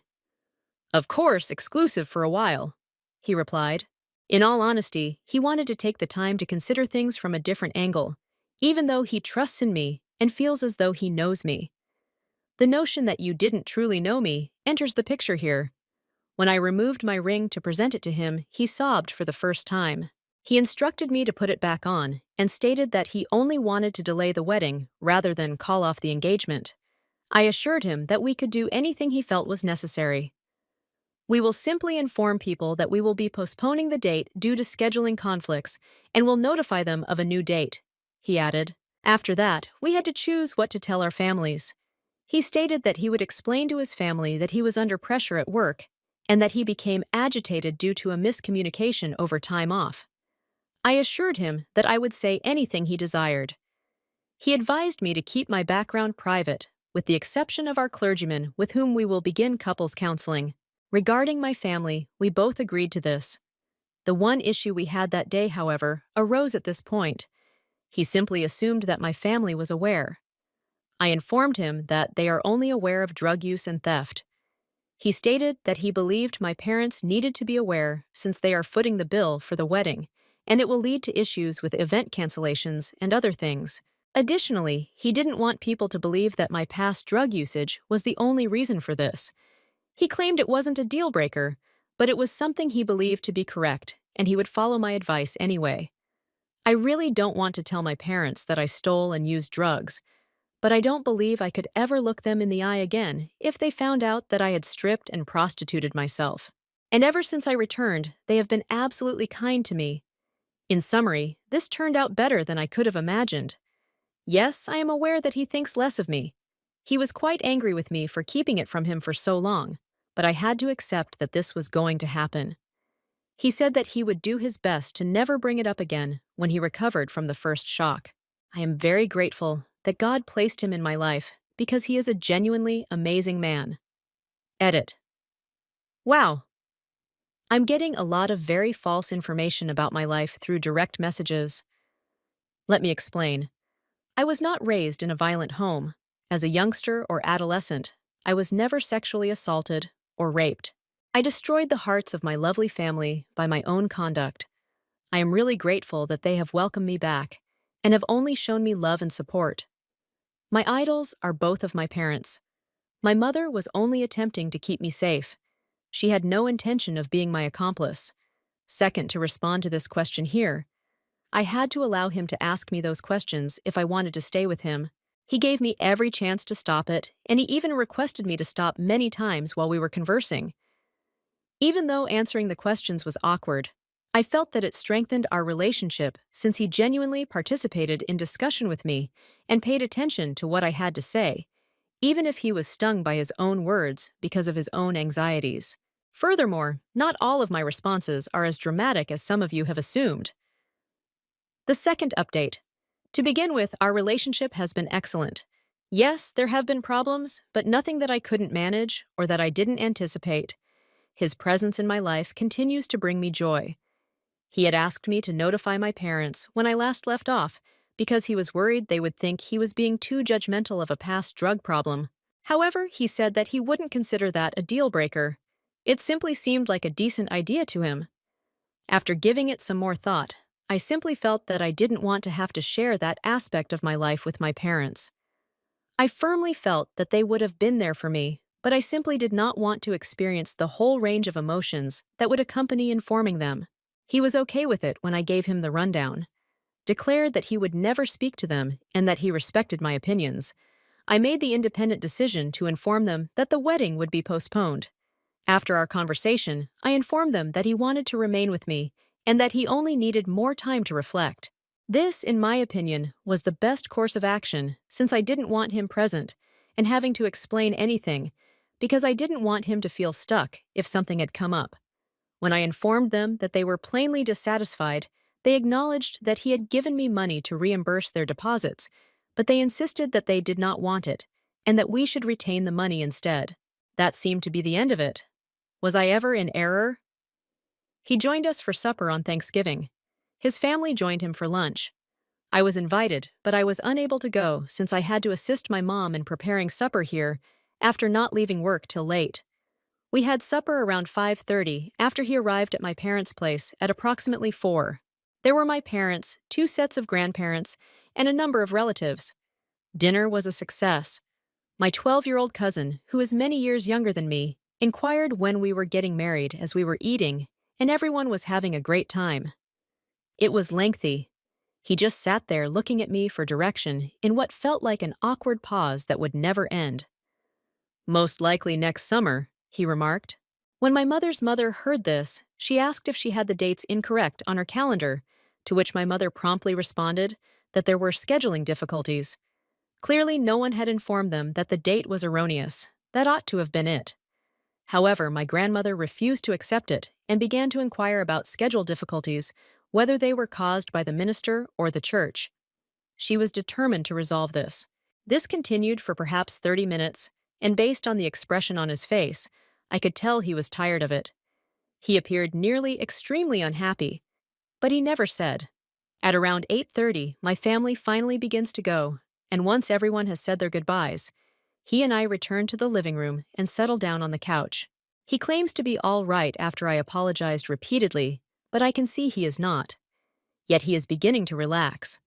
After saying goodbye to their parents, my parents return inside from the front porch. They sat down, and my dad apologized to us both, explaining that although our family means well, there are moments when we may be too controlling. My mom doesn't laugh, but the three of us do. My mother then chooses to pour a lot of fuel on a poor issue that was under control and about to finish. She claimed that she felt sorry for her mother because she believed that she was distressed since my mom's father, my grandpa, was ill, and they were worried that he wouldn't survive to witness my wedding. It goes to hell right here. She claimed that delaying matters because of a drug addiction was foolish. It hasn't been an issue for a number of years. I could see, feel, and tighten up physically as my lover just sat there. I had his hand in mine. My mom and dad got into a heated argument when my dad raised his voice, and I could tell they had discussed this after I informed them based on their conversation. It should come as no surprise, and I could see that my dad felt the same way despite his attempts to be kind and silence my mom. I simply couldn't stand it any longer. I was really sorry about Greg. In addition to being there for my grandparents, he now had to sit there for my parents, and he is being held responsible by everyone. He wasn't treated fairly. My parents needed to stop fighting and stop blaming Greg for anything, so I stood up and told them I wanted to talk to them. He signaled to me to halt by squeezing my hand. He shook his head as I glanced at him. No. I informed him that this was unfair to him, and in the end unfair to them as well, because they were placing the blame on him for the wrong reasons. This clearly caught their attention. I proceeded to inform them that following my expulsion from the house, I had lost everything, my home career, education talents, and everything else. All I told them was that I had turned into an exotic dancer. I simply couldn't bring myself to inform them further. They're not stupid, though. My mother started crying and gasping right away. My dad attempted to calm my mom down as he sat there in shock. After a few minutes of being essentially hysterical, my mom apologized to Greg. She said that while knowing that he was a great man for remaining with me, she was unaware of it. I'm not really sure how I feel about her comment, but I believe she was ultimately coming from a good place. Most importantly, though, it did absolve him of responsibility. This Thanksgiving was much like any other, my dad said, as he welcomed him into the family. I'm trying to be the humorous. In order to visit Greg on Friday, I asked him if it would be okay if I spoke with my parents. We shared a goodnight kiss as I escorted him out. He informed me that I didn't have to tell them that he wasn't going to say anything when I told him how amazing I thought he was. I told them that although I knew he wouldn't, unless they learned the truth, things would never improve. I returned inside and spoke with my folks for the next few hours. It was obviously upsetting in a number of ways. I have never witnessed my dad blaming himself for his outbursts of tears. He said that regardless of what I said or did, he damaged my life and that he never should have expelled me. I was unable to comfort him. My mother also made an effort, but to no avail. After we all went to bed, my mother called 911 in a panic, waking me up. My dad was experiencing pain in his chest. He was sent to a hospital that specializes in heart issues when the ambulance arrived and reported that he was experiencing a heart attack. I was more terrified than before since my dad looked terrible. Greg arrived to pick up my mom and me and drive us to the hospital after I phoned him. As they hurried him into surgery, they wouldn't let us return to see him. The doctor then informed us that the ambulance had probably saved his life by spotting what was going on and that a surgeon was with him implanting stents and had essentially already used a plunger or something to remove a blood clot. They discovered. Our clergyman arrived within 30 minutes after we contacted him. Tomorrow is when my dad is supposed to return home. He claimed to feel wonderful and looked fantastic tonight. For my mom and myself, Greg has been a rock. My mom really told me that I should make sure to keep him when he went to bring us food, since my dad was the only man she knew to be any better. All I can say is that I'm glad my dad will be all right. Greg told me that life is never boring with me when he dropped me off at home tonight. We both chuckled. I have to make an effort to assist my dad understand that what he did was tough love and that he cannot hold himself responsible for my bad decisions. After the first, second, or even 23rd time, he didn't just throw me out. For a few years, they made an effort to get in touch with me, but I refused. When I asked my minister about my dad's treatment, He said he would talk to him as his minister, and if my dad is amenable, suggest another therapist. With any luck, this will stop any further updates. I'm making every effort to let Greg know how much he means to me, and that I will never betray his faith in me, since I know he is the love of my life. Story 4. Claire is my name. I am 36 years old and employed in Minnesota as an accountant for an organic food firm. In a comfortable two-bedroom apartment, I live alone. Me and the ideas I've never dared to express aloud, just enough room. I began preparing for Christmas this year as early October. Please understand that I'm not a sucker for festive music, fragrant candles, or glittery ribbons. All I wanted was for my mother to be happy. For the twin children, Ava and Mason, my younger brother Eric, his wife Danielle, and themselves. I even got their dog a small present. Santa's favorite is written on a red sweater. Actually, I haven't forgotten a single gift in the last decade, from the scientific book Mason lusted over when he saw it at the bookshop to the toy Ava mentioned in passing back in June. Everything was meticulously described line by line in my phone notes. I was prepared by the first week of December. I added small handwritten messages, wrapped each present in snowman print paper, and tied blue and golden ribbons for Mason and Ava respectively. Handmade cookies, a bottle of lavender-scented perfume, and a handful of untagged toys were among the extras I had packed, in case Eric's family suddenly invited someone. I had placed a lot of hope in this Christmas, as though it would be my final opportunity to have any optimism at all. I visualized the night of December 24th, with lights flashing on a 7-foot tree, and Ava and Mason laughing as they tore through wrapping paper. The entire family was assembled in my parents' living room. Eric looked at me and nodded, and my mom started crying over the silk scarf I had carefully chosen from a little boutique downtown. He only gave me a single nod to indicate that he understood. However, I was mistaken. I was mistaken to believe that I could continue to play the calm older sister and the considerate daughter. Even when I wanted to scream within, the kind woman never failed to smile. I am also a member of this family. I am not invisible. Nothing could have prepared me for this moment, even though I had everything ready. Later on, I would recall it as a blow to my self-respect. They didn't welcome me this Christmas. And it all began at 7:18 a.m. with a quick message from my mother. December 23rd. Eric's family wishes to have a private celebration this year. Do not come, please. I apologize for the delayed notice. Late notification. I kept reading the message until the screen light seemed to be burning. My eyes. I mistook it for a joke. I even sneered. Mom must have been exhausted or unhappy about something, I told myself as I put my phone down. Then I gave a call. 3 times she didn't respond. Then Eric sent a nasty, icy text. You are not required to attend. Someone who is unaware of their duty has no place here. I was trapped in my part, gazing at the neatly stacked gifts under my tree. Every package, every ribbon was picked with care. It now appears to be evidence of something horrible. My heart had been entrusted to a place that was never able to accommodate it. I still have the presents in my trunk. I'm not sure yet if I should donate them or send them back to the retailer. However, I am aware that family get-togethers are no longer the focus of this Christmas season. The realization that I've been holding on to a circle that silently closed without me is what it's about. I debated whether to travel to my folks' house in Bloomington for over an hour. I wanted to believe, even though my mom's SMS made it very apparent that I shouldn't come. Perhaps it was all a mistake when they saw me the presents and the grin I had been holding onto for months. On the journey over, things would be different. To block out the mental tempest, I switched on the radio. Snow started to fall outside, and the windshield was gently covered in light flakes, a subtle reminder that winter had finally arrived. Furthermore, it didn't provide the warmth I had hoped for. Everything at my parents' light gray house looked the same as it had in previous years, with a large tree blazing in the window and Christmas lights decorating the roof. However, something didn't feel right. Don't laugh. Neither Mason nor Ava came coming out to meet me. I inhaled deeply before opening the trunk, removing the present bags, and making my way to the door. My hand shook. Perhaps from something more profound, perhaps from the cold. I pressed the doorbell twice. The door splintered open.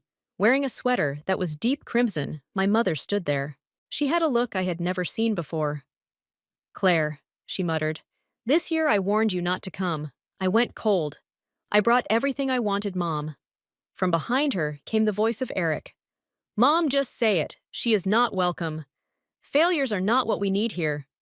I remained still. His gaze locked with me. And these weren't the brother's eyes when he once pleaded with me to pay for his first year's tuition. They were now arrogant and contemptuous. I made an effort to grin. A failure. Simply due to the fact that I haven't sent any money in the last 3 months. Behind Mom, Eric folded his arms. 3 months. You haven't been of any assistance to us this year, Claire. The children lacked even fresh school attire. How about you? You purchased a new vehicle, traveled, living like a monarch. There is a payment plan for the automobile. I also used my funds to vacation. Regarding the children, Eric, they're your children, not mine. My throat constricted despite my best efforts to speak calmly. Mom remained silent. She only glanced toward the doorway. I looked at her in the hopes of seeing a glimmer of sympathy, some indication that I hadn't been thrown out entirely. I brought presents for everyone when I arrived. Like every year, all I wanted was a warm evening. Did I truly make a mistake? Eric laughed. Are you trying to figure out what went wrong? In this household, you are the only one with a steady job. Pretend that no one else is important. Give up acting. You simply enjoy being the altruistic one. Not this year anyhow. We're finished. I bit my lip, squeezing the handles of the present bag till they ache. All of a sudden, I felt as though I had no right to speak while on trial. All right. My voice was little more than a whisper when I spoke. If that's your opinion, I'll stop bothering you, Eric added with sneering cynicism as I stepped off the first porch gaze, but I glanced aside. Claire, have a happy Christmas. Remember your gifts. Nobody desires them. I didn't turn around. I refused to let them see how full my eyes were. I refused to show them my trembling hands. I just made my way back to my car on foot. Sinking into the driver's seat, I opened the door and placed the bags on the passenger seat. It was reality, not the cold, that was making my heart race. I never imagined that I would be excluded from my childhood home. The engine was not started by me. Long shadows were formed across the growing snow by the yard lights, which continued to burn. My heartbeat and the sound of the wind through the window were the only sounds I could hear. Seals. I refrained from crying. I was unable to. I had no more tears to shed about being turned down. So conclusive. With my hands on the driving wheel, I said a single word. So my Christmas starts like this. I used to think that supporting family was a given. In particular, for my 4-year-old younger brother Eric. The one I used to hold and console when he was crying because of school bullies. But I instantly realized as I sat in my car and looked at the headlights of the home that had just closed on me. I might not have been helpful. Perhaps I was being taken advantage of. And it was me who allowed it to continue for so long. I recalled all the times Eric had phoned me in the middle of the night to tell me that Mason didn't have a decent winter coat or that Ava really needed money for summer camp. I immediately transferred the funds. No inquiries were made. I convinced myself that I did it because I loved the children. Not guilt, not duty. I could see it plainly in their eyes now, though, as he threw the term failure at me. I had changed from being the sister who devotedly loved her family. I was only a walking cash cow. For Ava's first 2 years of school, I had paid more than $3,000 in tuition. Last year, when they were 3 months overdue on their rent, and the $12,150 mortgage payment, which I had to take out of my retirement funds to prevent the bank from foreclosing, I paid their utilities. That was never brought up again. Thank you, but no follow-up. I thought they would understand if I offered enough. I did it because I loved you. However, the more I contributed, the more they perceived it as a duty. My phone then displayed a message. It came from Eric's wife, Danielle. Claire, I apologize. I disagree with Eric's treatment of you. I simply lacked the guts to speak up today. I gazed at the writing. I had never been close to Danielle, but she was always gentle and compassionate. I got her a leather diary with her name etched on it when we first met. She was the only one who apologized, even though she knew she enjoyed writing, despite the fact that this wasn't her fault. I took a while to respond. I flipped the car around and placed the phone on the passenger seat. I had to go home and reflect. On the way back, I thought about how I silently carried Eric's burden each year, one minor cost at a time, then bigger ones, until the figures become uncountable. I can very clearly recall when Eric phoned. After losing his work, his voice was trembling with terror. I assured him it was all right and sent them $200 right away. Get back on your feet, please. I'll look after the children for a little. The beginning of an unbalanced relationship was that phrase. About 10 o'clock at night, I returned to my apartment. All of the earlier turmoil seemed far away in the silence. Like someone returning from an unsaid battle, I put the present bags on the dining table, turned on the lamp, and collapsed into a chair. As I had always done, I opened my laptop and launched my personal budget tracker. Even when I spent $100 on a tiny toy, I always remembered to record the expenditure. I looked over the notes assisted with Eric's tuition card payments and auto maintenance in order for Danielle to start working, during $32,000 during the previous 5 years. I sat quietly. I had never demanded anything in return. Interest was never computed. I believed that was the proper thing for a big sister to do.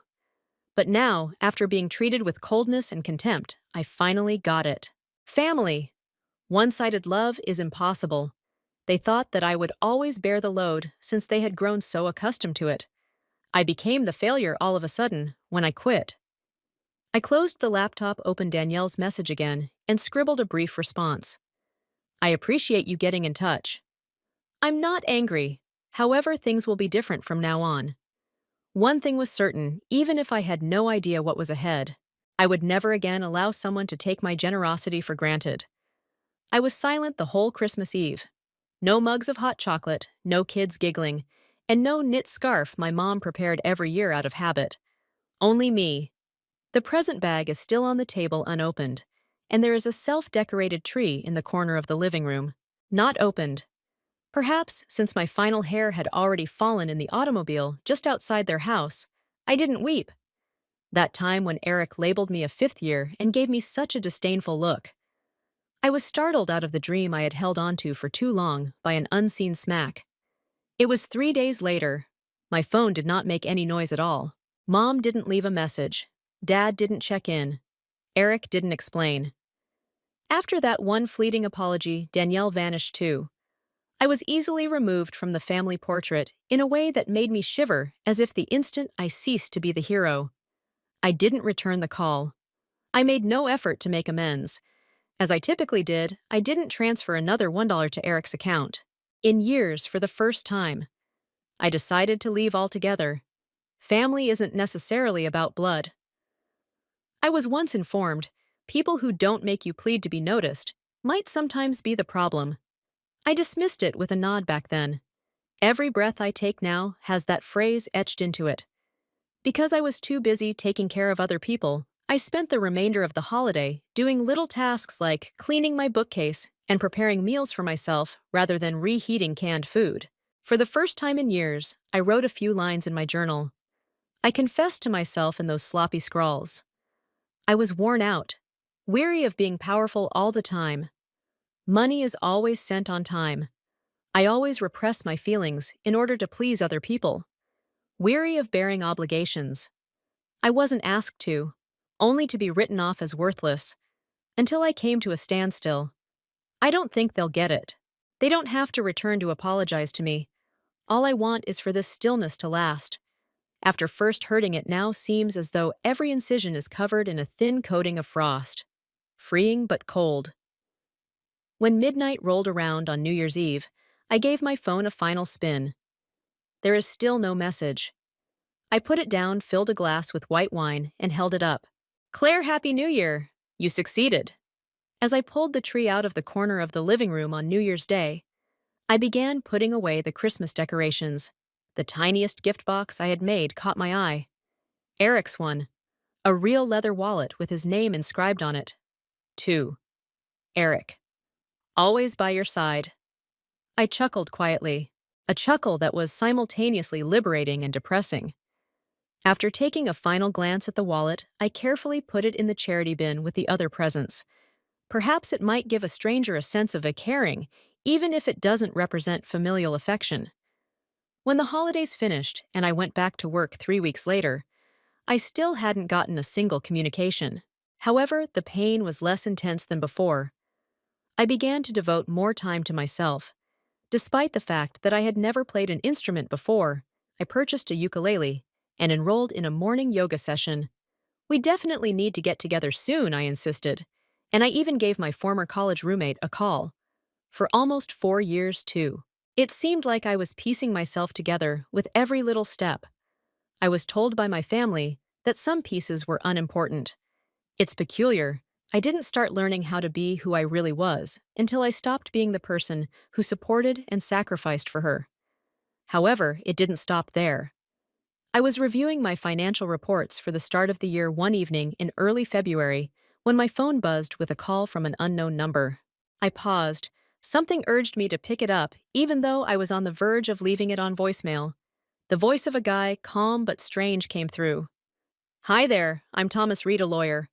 I work for a customer that has financial issues with you and your family." I straightened my posture. "A lawyer? Money-related issues? Just what did you say?" I made an effort to remain calm. "I'm unable to divulge much over the phone. However, I believe you ought to be aware that something grave is taking place, Miss Clare." And I realized then that this quiet was not the end. It was my first time meeting an attorney. But now, there was a man named Thomas Reed, and I was sitting outside his office. Sweat-damp palms. The afternoon following that conversation, I entered a tidy, compact space with soft lighting and a contemporary abstract picture behind the desk. The man, who was well-dressed and in his mid-40s or early 40s, shook my hand with the coolness of someone accustomed to harsh realities. "Claire, thank you for coming. I'm aware that this was unexpected." I sat down and tried to speak steadily. "You mentioned that this has to do with money issues that I have with my family. What precisely?" Thomas carefully handed a manila packet toward me after opening it. "I was requested to investigate the financial support you have given to your younger brother Eric by a relative." I scowled. "Do you mean Danielle?" He gave a nod. "Indeed. Some of the facts she found seemed concerning." I opened the folder. It contained a summary of the money I had paid Eric over the previous 5 years' bank statements and screenshots of correspondence. I have vivid memories of a few: Ava's allergy medicine, summer camp costs, and mortgage assistance. Others, however, I had never heard of at all. One item stated that Claire had sent $500,000 and that a transaction had been made to a sports betting website. With my heart racing, I looked up. "Are you saying that Eric gambled with the money I provided him?" Thomas didn't think twice. "Not once. Eric created a secret account without informing Danielle about it. She has been keeping a close eye on it and now thinks he spent a large amount of the support funds, including yours, on untraceable personal expenses." I was at a loss for words. "She doesn't intend to file a lawsuit," he added. "Not yet, anyhow. However, she believed that you should be aware, in order to avoid being taken by surprise by requests in the future. She could use this proof to defend herself and the kids if Eric keeps going." With my head hurting and my chest feeling hollow, I closed the folder. At the door, Eric's remarks reverberated. "You haven't been of any assistance to us this year." He had been using that money to wager on late-night sports in the meanwhile. The sun had already set when I left the legal office. On the walkway, melted snow formed icy ponds. As I took my phone out of my pocket to give Danielle a call, I noticed that she had left an unread message the previous evening. "Claire, even though you promised not to return, I must say this. I apologize for my prolonged silence. I now see that what Eric did was terrible. I'm available if you need anything." On the sidewalk, I remained still. Strict throat. A brief, late apology, but not without purpose. The only person suddenly accepting the reality was Danielle, who had previously avoided making eye contact with me at every Christmas get-together. I typed a few words, erased them, and then typed some more. I just submitted one line in the end. "I appreciate your bravery, but I won't forget this time." It wasn't an insult, just the facts. When you're being shoved down a hole and someone doesn't say anything, you can't get out like you never fell, even if they reach out afterward. I had trouble sleeping that night. I kept thinking about the numbers in the folder. Every transaction, every betrayal receipt. I reflected about the birthday letters I had handwritten and the presents I had carefully chosen for Eric. The many times I put his needs ahead of my own in order to keep him afloat. Now it was me who was called selfish. I wasn't going back, though, this time. No more. Eric wouldn't stop here, but only I knew that. And I was aware that he would make every effort to regain control over me if he learned I was no longer in his power. And I was correct. Because I received a call from an unknown number 2 days later. But not a lawyer this time. It was Eric, and there was no longer any disdain in his voice. Panic struck. A loud knock on my door interrupted me as I was preparing my customary Saturday night delight creamy mushroom spaghetti. Not the neighborly courteous kind. Not the soft thump of a parcel. It was urgent, sharp, demanding. After a moment of hesitation, I opened the door as I had anticipated. Eric's heavy winter coat slipped off one shoulder as he stood there, his eyes bloodshot. He could smell the chilly snow and cigarette smoke. "Claire, we must speak." I crossed my arms. "Now you're coming." "You weren't picking up the phone. I had to be there." I blocked the door. "Make a scene or demand extra money if you're here to point the finger at me. Do not bother. There is nothing left for you." His eyes went chilly after he froze for a moment. "After everything, you're truly ignoring me." I laughed a little dryly. "Following everything I'd done for you, indeed. And I ought to have taken care of it long ago." He took a step forward. "You don't understand, Claire. We're having problems. Danielle wishes to part ways. The children require new clothing. The school fees are due. Everything is disintegrating. You are necessary to me." I made eye contact with him. "No, I'm not necessary for you. You must have my wallet. And I've finished that game. This is not possible. The family's most responsible member is you." I arched an eyebrow. "In charge. Do you believe that my purpose is to tidy up your mess? I didn't enter this earth to make your life better. For a small bit, I've worked too hard, and I won't give it up again." He scoffed. "How about Dad and Mom? You're going to abandon them," and my chest erupted with rage. "You were their choice. They watched as you made me seem foolish. When I showed up at their door with presents, they turned away. They would have phoned if they needed me. However, they didn't. Not once." Eric said nothing. It wasn't remorse. It was a calculation. It was visible to me. He continued, "You know," his voice trailing off, "Danielle is examining everything. She is hiring a lawyer to look into all of the accounts. How about you? You've taken part in a number of things. If she files a lawsuit, give up." With a voice as harsh as ice, I snapped.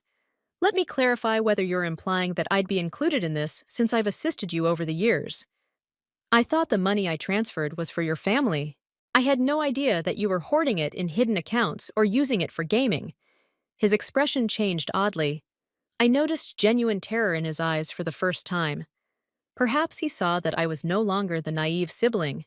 With each apology, she would take out her pocketbook. Keeping the door in my hand, I took a step back. "I refuse to become involved in the disaster you made. Do you have a lawyer?" "Excellent, I can too, and I'll be completely honest if this goes to court." He gritted his teeth. "Do you intend to accept it?" So far, I gave a nod. "If it's necessary to put an end to this." "Indeed. You need to learn how to support yourself instead of relying on the generosity of others." After standing for a while more, he turned and left without saying anything. His footsteps trailed off, and I closed the door. I was still shaking my hands as I leaned on it. Not out of fear, but out of freedom. It was the first time I had spoken my true feelings. No gentle landings, no self-blame, no sugarcoating. I returned to the kitchen on foot. The cream sauce with mushrooms was still boiling. I lowered the temperature, served my meal, topped it with some shredded cheese, and took a seat at the table. A modest supper prepared in a little kitchen, but the start of a life free from fictitious family debt. After the altercation with Eric, I believed that everything had finally subsided 2 days later. Stop beating on my door. No threatening phone calls, no texts filled with remorse. The snow became thicker on the roofs, and the whole town appeared wrapped in the frigid silence of February. Through the windows, a cold wind howled. My phone rang after I had just concluded a Zoom conference. One more unidentified number. I didn't identify the area code. I would normally leave it on voicemail, but for some reason, I decided to answer. Hi there, this is Claire. A male voice, quiet and professional, responded. Hello, Claire. It's Mark Dawson. I work as a lawyer for a client who has ties to your family. Have you got a moment to speak? I made a lawyer straight. What's happening? I apologize for taking you by surprise. Calm and steady, he said. I've been requested to examine financial transactions between you and a relative, especially your brother Eric Spencer. But I can't talk about anything over the phone. I would like to meet with you in person to go over this in more detail if you are open to it. Like a fast-forward movie, a plethora of ideas raced through my head. Was I being sued by Eric? Was the family attempting to get their money back, or worse? Did they want to set me up for a legal issue of any sort? Despite my strong suspicions, I consented to the meeting. We arranged to meet the next morning at a tiny legal practice, which was around a half-hour's drive from my residence. I could hear my heels clicking along the corridor of the charming red brick building that housed Mark Dawson's office. He got up to meet me. He was tall, courteous, and obviously spent much of his day going over case files. Following some small talk, he slipped a hefty folder in my direction. Danielle Spencer, Eric's wife, has given me permission, he stated. She thinks you should know the facts after discovering some dubious financial activities. I was too shocked to disguise it. Danielle Mark gave a nod. At least not now, she doesn't want to make matters worse. She felt it was better to be honest with you, though, considering the amount of money at stake on your end. I turned the folder around. Copies of bank transactions showing withdrawals into a different account with the name Yes Investments, after transfers from my account to Eric's, were included. The account wasn't family. I always thought it had nothing to do with the children. A few weeks ago, Danielle found out about the additional account. Mark clarified that she became suspicious and began to follow it. She discovered that Eric had been using the funds to reserve hotel rooms, eat at fancy restaurants, and invest in online gambling sites. He was out seeing clients, he told his wife. I sat still. Even though the room was warm, a shiver went down my spine. None of this was known to me, I muttered. You didn't, according to Danielle. Mark's voice grew softer. You wouldn't have continued to help if you had known, she remarked. I quickly read the statements. The dates corresponded with the occasions Eric contacted me in tears and said Mason needed money for school expenses. The vehicle had malfunctioned. Danielle was given less hours. He had lied through every single word, and I had believed them all. Danielle is thinking of splitting up. According to Mark, she wants to make sure that the funds you supplied won't disadvantage her or the children in the event of an asset division, if divorce is unavoidable. Slowly I nodded. Is there anything she wants me to do?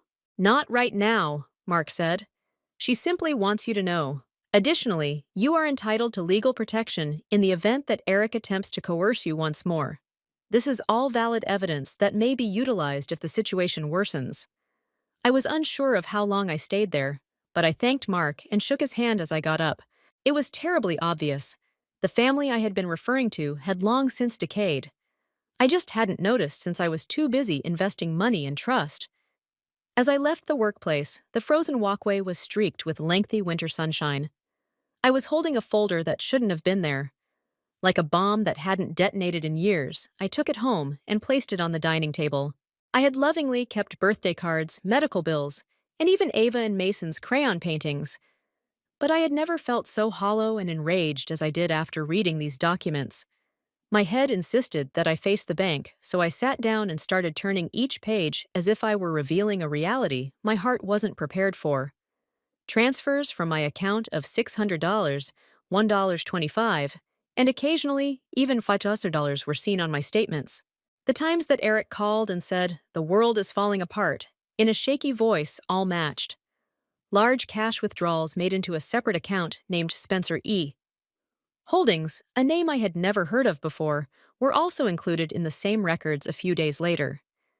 I kept turning over a receipt from an exclusive Denver resort that was dated right when Eric said Danielle and the children were ill. Could you give me some medication? Additionally, a Rolex watch that was purchased using a card connected to that other account was charged. I was no longer startled by that point. The folder's very back which had screenshots of correspondence exchanged between Eric and a person with the moniker G, made me numb. The information made my stomach turn, yet the receiver was left anonymous. You can easily trick that chick, so don't worry. She will take out her money if you only mention the children. She considers herself to be an honorable big sister. She is only a sentimental credit card. That girl was me, and I froze. Words are absent. The instant you become aware that someone is making fun of you, for this you have given up all. Eric hadn't taken advantage of me. He made fun of me for it. With my hands squeezing the folder so firmly that my knuckles became white, I closed it. I no longer felt disappointed or upset. It was intense rage for all the times I had kept quiet. I've always said, I can help, it's okay. Never demand anything in exchange. Not even the most basic deference. I picked up my phone and sent Danielle a text. I appreciate you telling me the truth, but you must understand that I will no longer remain silent. Within a minute, the message was flagged as read. Danielle phoned right away. She spoke in a strained tone. I'm terribly sorry, Claire. I was unaware of how terrible it actually was. I had a suspicion, but I had no idea he would say it aloud. I interrupted her softly. Danielle, it took courage to merely find out. However, it's no longer simply the two of you. This concerns me and my honor, and I'll make sure it doesn't get trodden on again. I get it, she muttered. If it means abandoning him, I'll do whatever it takes to keep the kids safe. I peered out the window. I was no longer chilly, even though the snow was still falling. A steely determination had taken hold. Eric could not ensnare himself in a web of falsehoods and bring others down with him, in my opinion. I considered everyone who had turned their backs and remained silent. When I required them, my mother's forced hugs when I took out my checkbook, my parents' uneasy dinners. Now everything was obvious. They didn't shun me because I wasn't good enough, but I refused to give up because I was no longer useful to them. This time, I wouldn't go through it alone, and I wouldn't allow my generosity to be made fun of.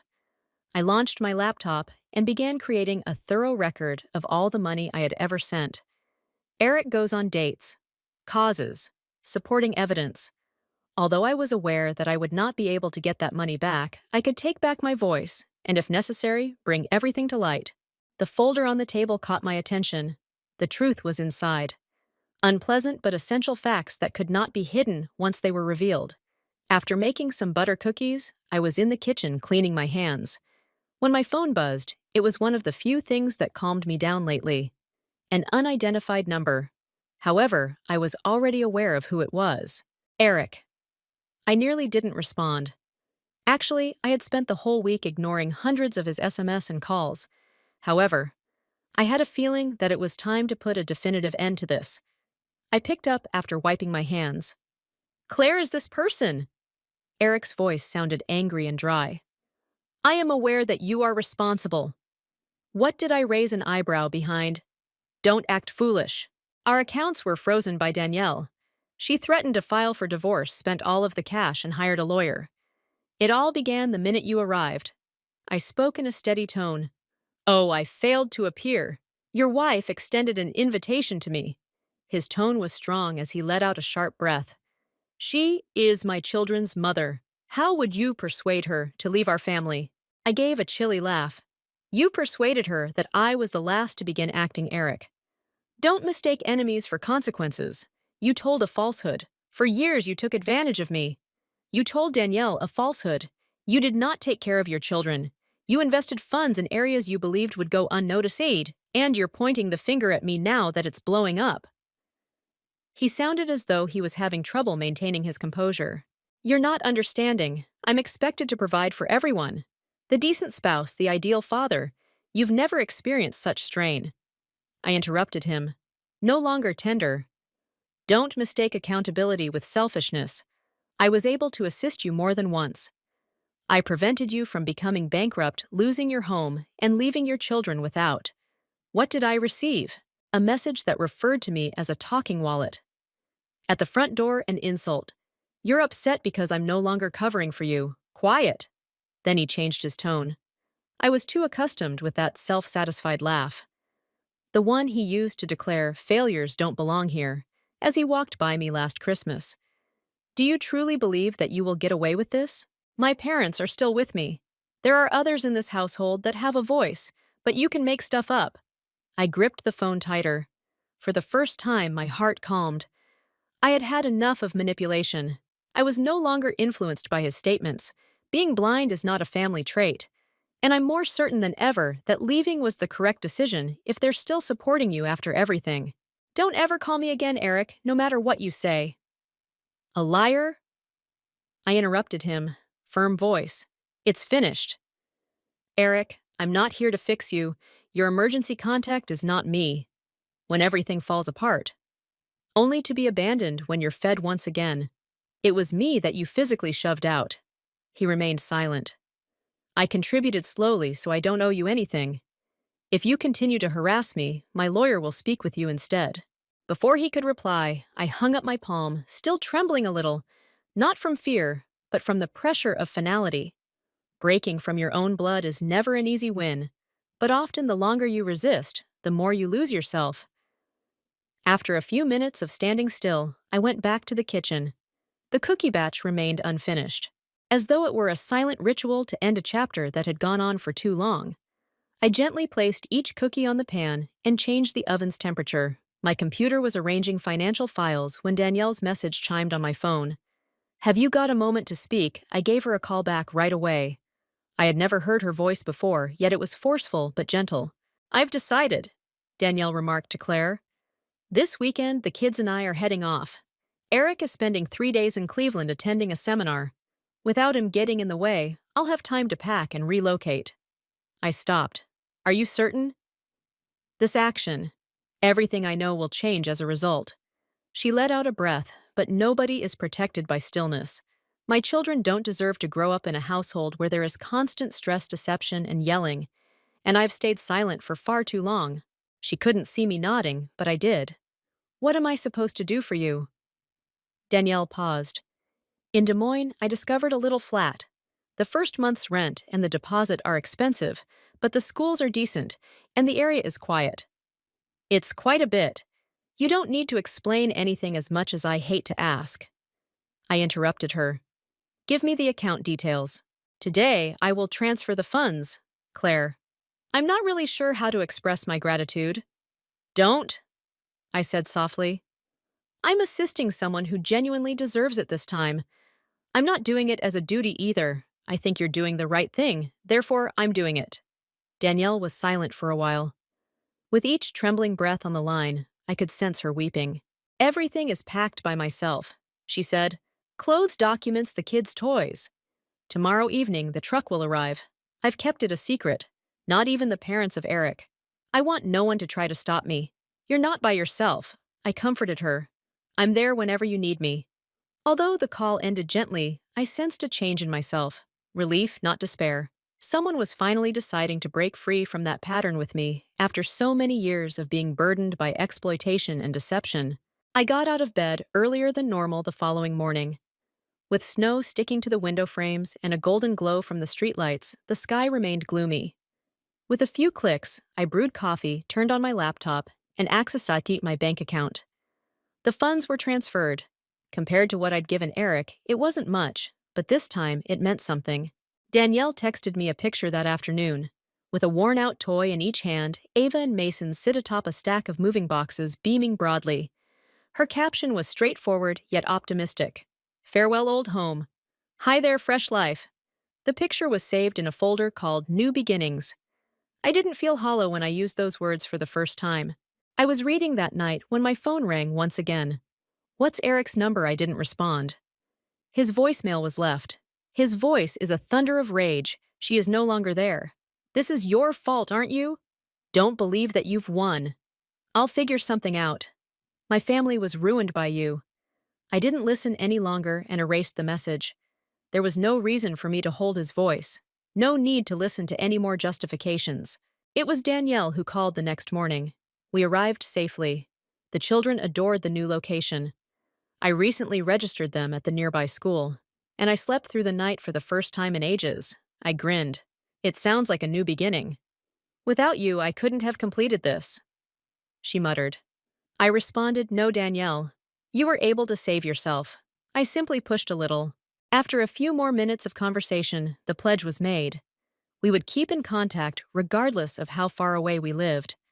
Not due to familial ties, but rather to genuine trust and respect between two women who had come to appreciate themselves.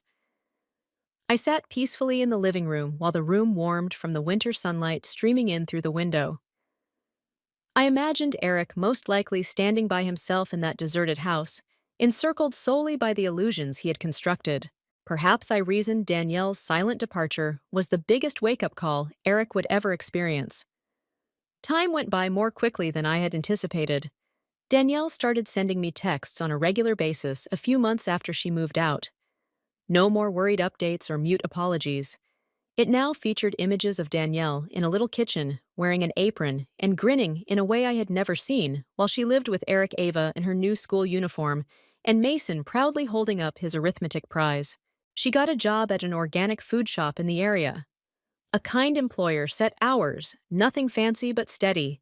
She explained to me that each paycheck, regardless of size, was like getting back a part of herself that she had lost throughout the marriage. Daniela once texted me back then, and I simply lived my life in the hopes that Eric wouldn't blow up.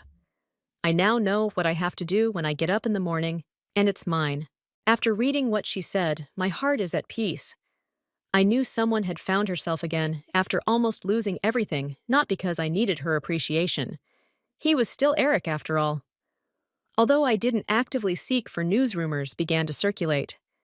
When he got back to the old house, he informed the neighbors that Danielle had been duped and that I had destroyed his family. I once received a call from my mother accusing me of allowing my brother to live alone without nobody to look after him. After discovering a basic fact, I listened to half of it and then erased the remaining portion. It's not weakness to be silent. It's liberty. I no longer waited for a call at midnight or winced when I opened my wallet. I stopped shivering on other people's porches around Christmas in an attempt to fit in. I had halted, and in doing so, I began to live. I started helping youngsters learn to read and chatting with strangers every Friday afternoon at the public library. I was reminded by that sensation that I wasn't made to bear burdens. I could be present, share, and remain complete. Every week, Danielle and I share tales about Ava being upset about veggies, or Mason learning to read lengthier words in a video called No Drama, No Tears, Just Recipe Swaps. Danielle once said something that will always stick in my memory. Claire, I've come to the realization that I can create a new family on my own, even if I used to believe I was merely a member of a broken one, and you participate in it. I grinned, my eyes watering from something warm rather than sorrow. I believed I had lost it forever. Eric, too. He continued to lose his job and pursue rash plans. He reportedly attempted to obtain a high-interest loan for a once-in-a-lifetime chance. My parents, on the other hand, avoided any family conversation whenever I inquired about their well-being. Although I didn't harbor any animosity against them, I refused to be forced back into mindless duty. I'm coming to terms with the fact that not everyone wants to change, and I'm not responsible for that anymore. I received a message about a new photo from Danielle on the afternoon of April 1st as I was watering plants on my porch. It was a sketch by Ava of a tiny home with a red roof, two children playing in the yard, and a woman with softly curled hair and a smile standing at the window. Ava had written at the bottom, "Now this is home. Aunt Claire is our sunshine according to Mommy."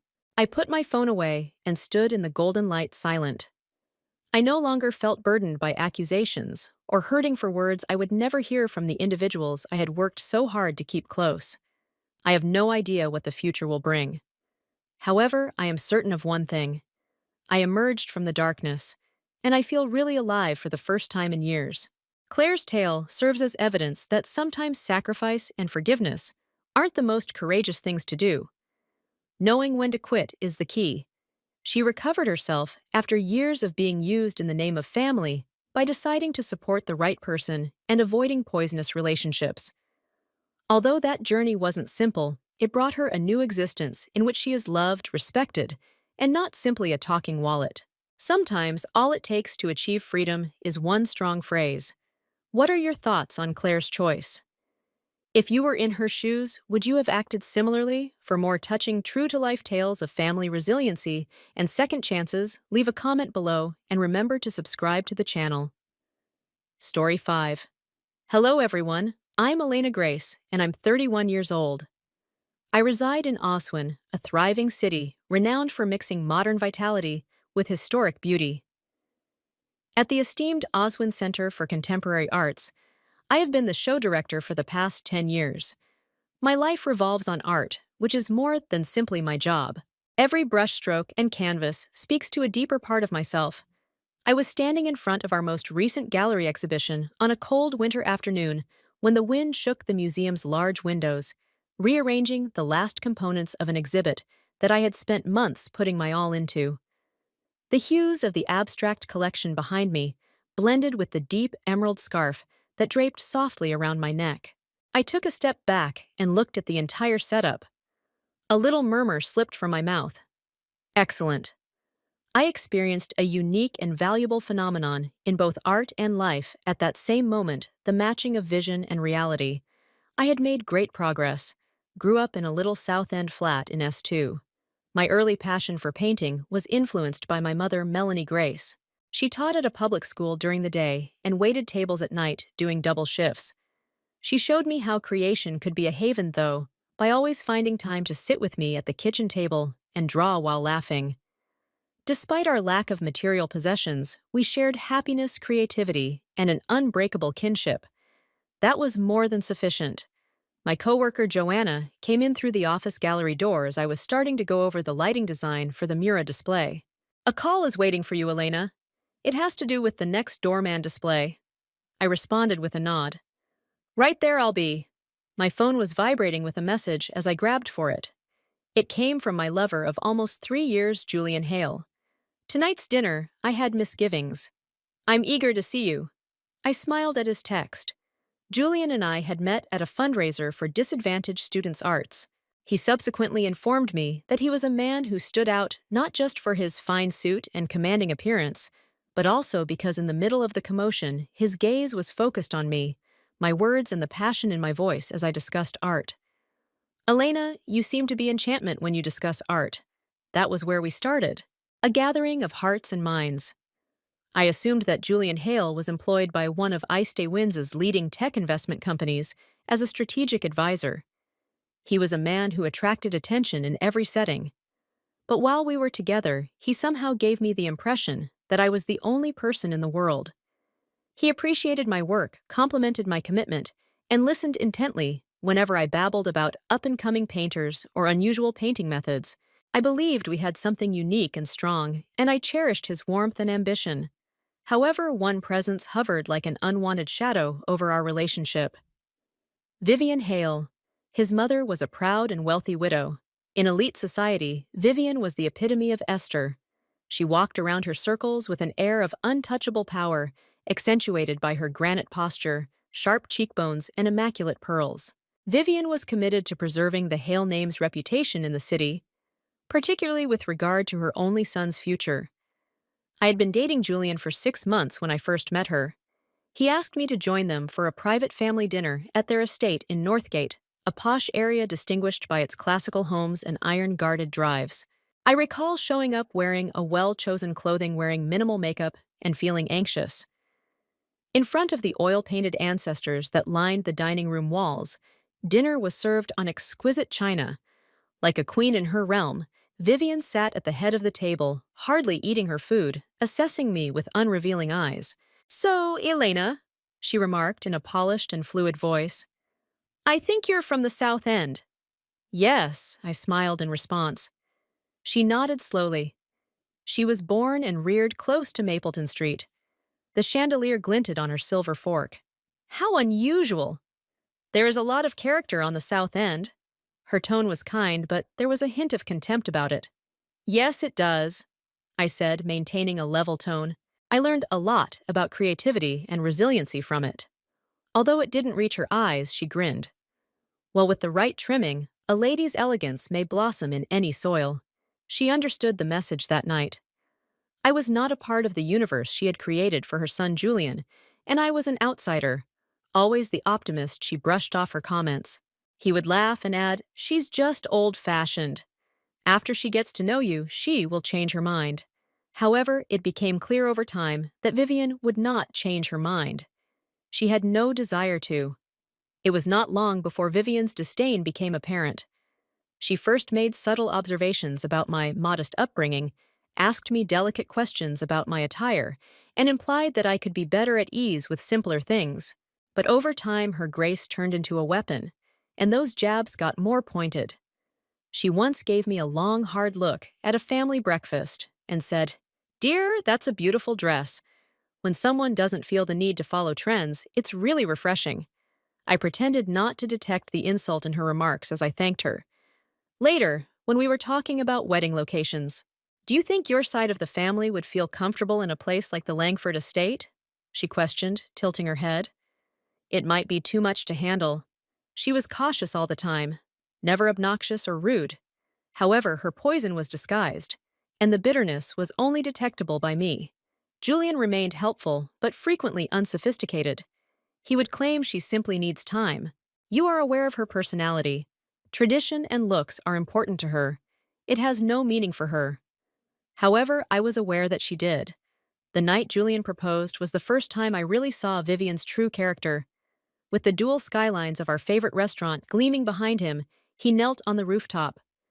As he placed a tiny diamond ring on my finger, he spoke in a gentle and loving tone. It fulfilled all of my expectations, but that happiness was soon followed by a well-known fear. The cold grin that would welcome this news, the one that indicated, "This isn't part of the plan, my need," was already in my mind. As expected. A week later, at the official engagement celebration, when everyone was chatting and laughing in the background, Vivian came up to me in a quiet time by the dessert table. Her voice was low enough that only I could hear it as she leaned in close. "Selena, are you really prepared for this?" "I said," she said. "Wearing a ring isn't the only way to become a Hale. It has to do with accountability, sophistication, and legacy. It's not like you were raised for this world." I maintained a blank expression, despite her words hitting me like stones in my chest. Calmly, I said, "I love Julian. He also adores me. The only legacy that counts is that." She grinned, something tight and Polish. "Later that night, we'll see." I gave my closest friend Camille, whom I had known since college, a call. She remained silent for a while before I told her everything. "Elena, you must defend yourself," she added. "Don't even record her paperwork. Don't allow her get away with dirty play if she intends to do it." I paused. It seemed dishonest. However, I knew Camille was correct after what Vivian had said, and the expression in her eyes when she said it. I want the truth to be prepared, if it must be revealed.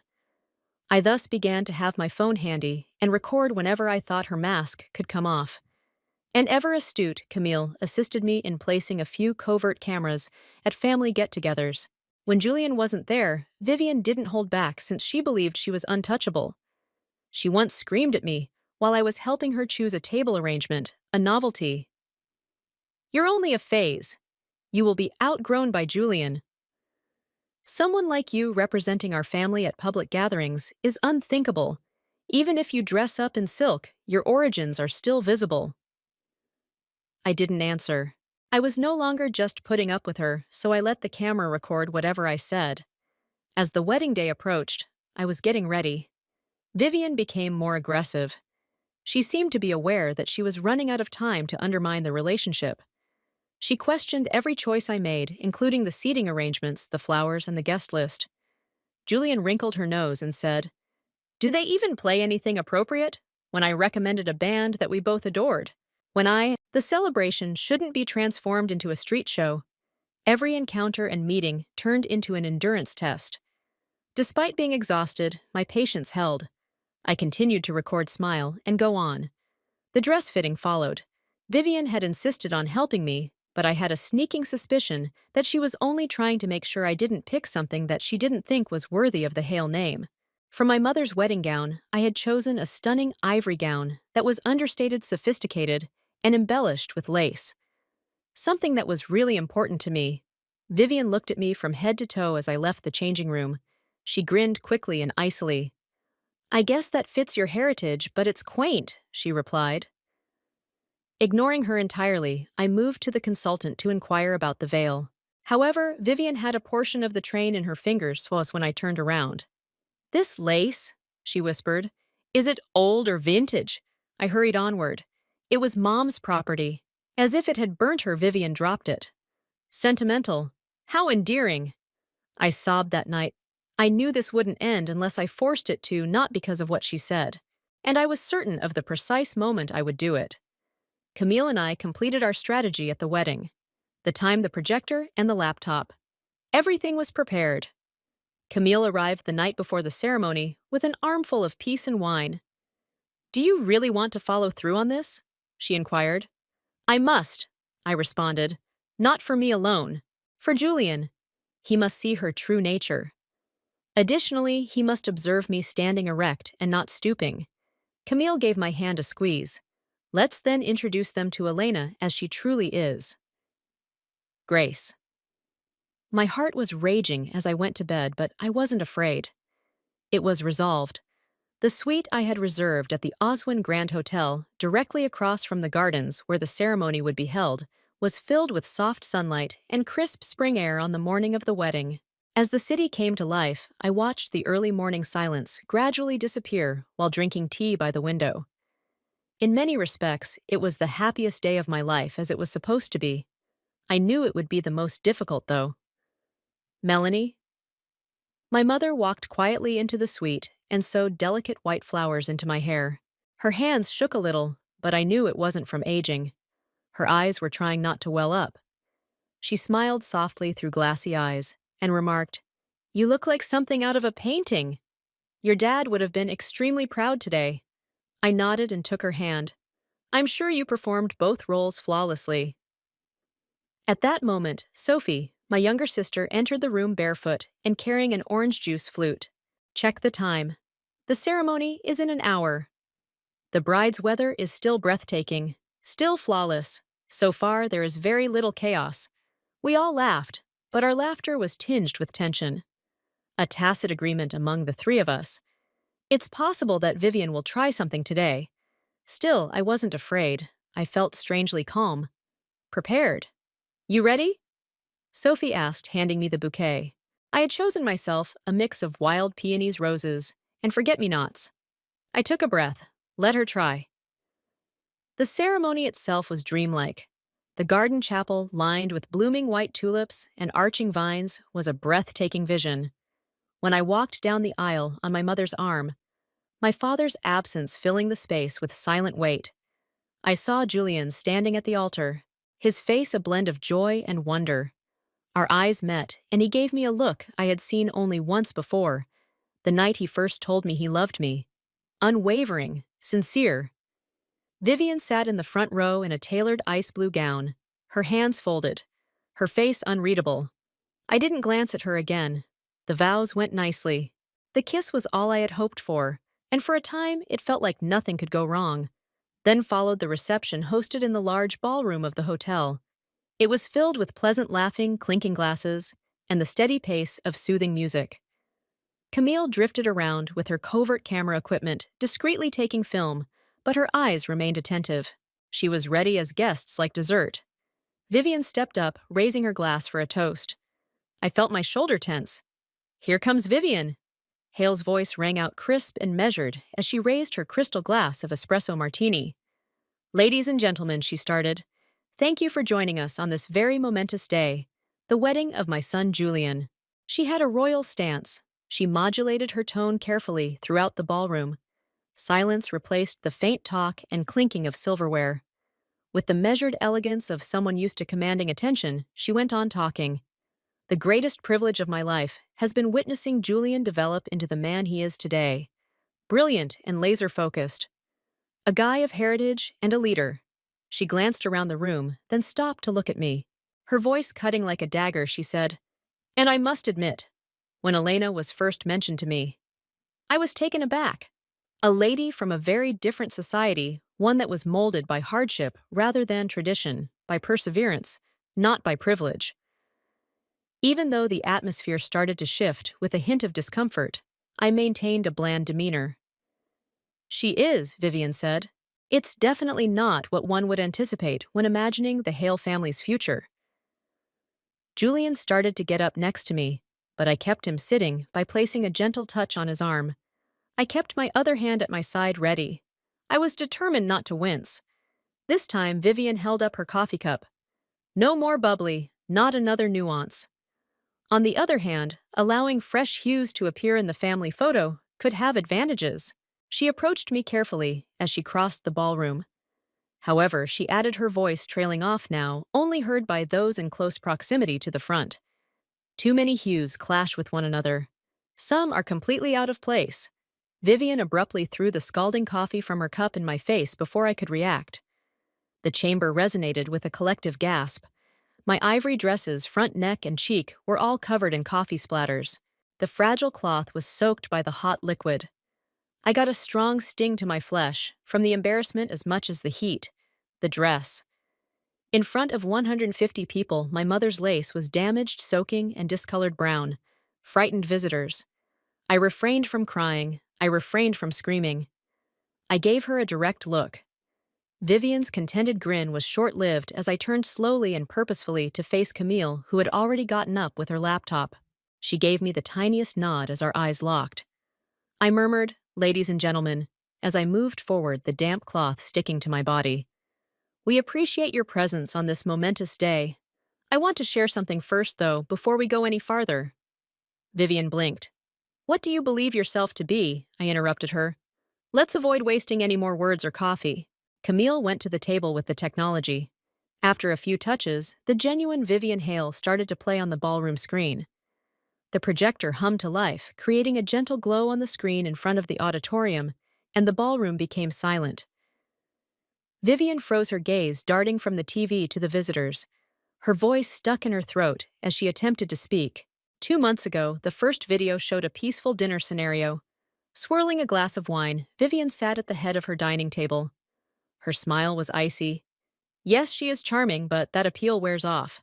Someone who won't make us seem foolish in front of the board is what Julian needs."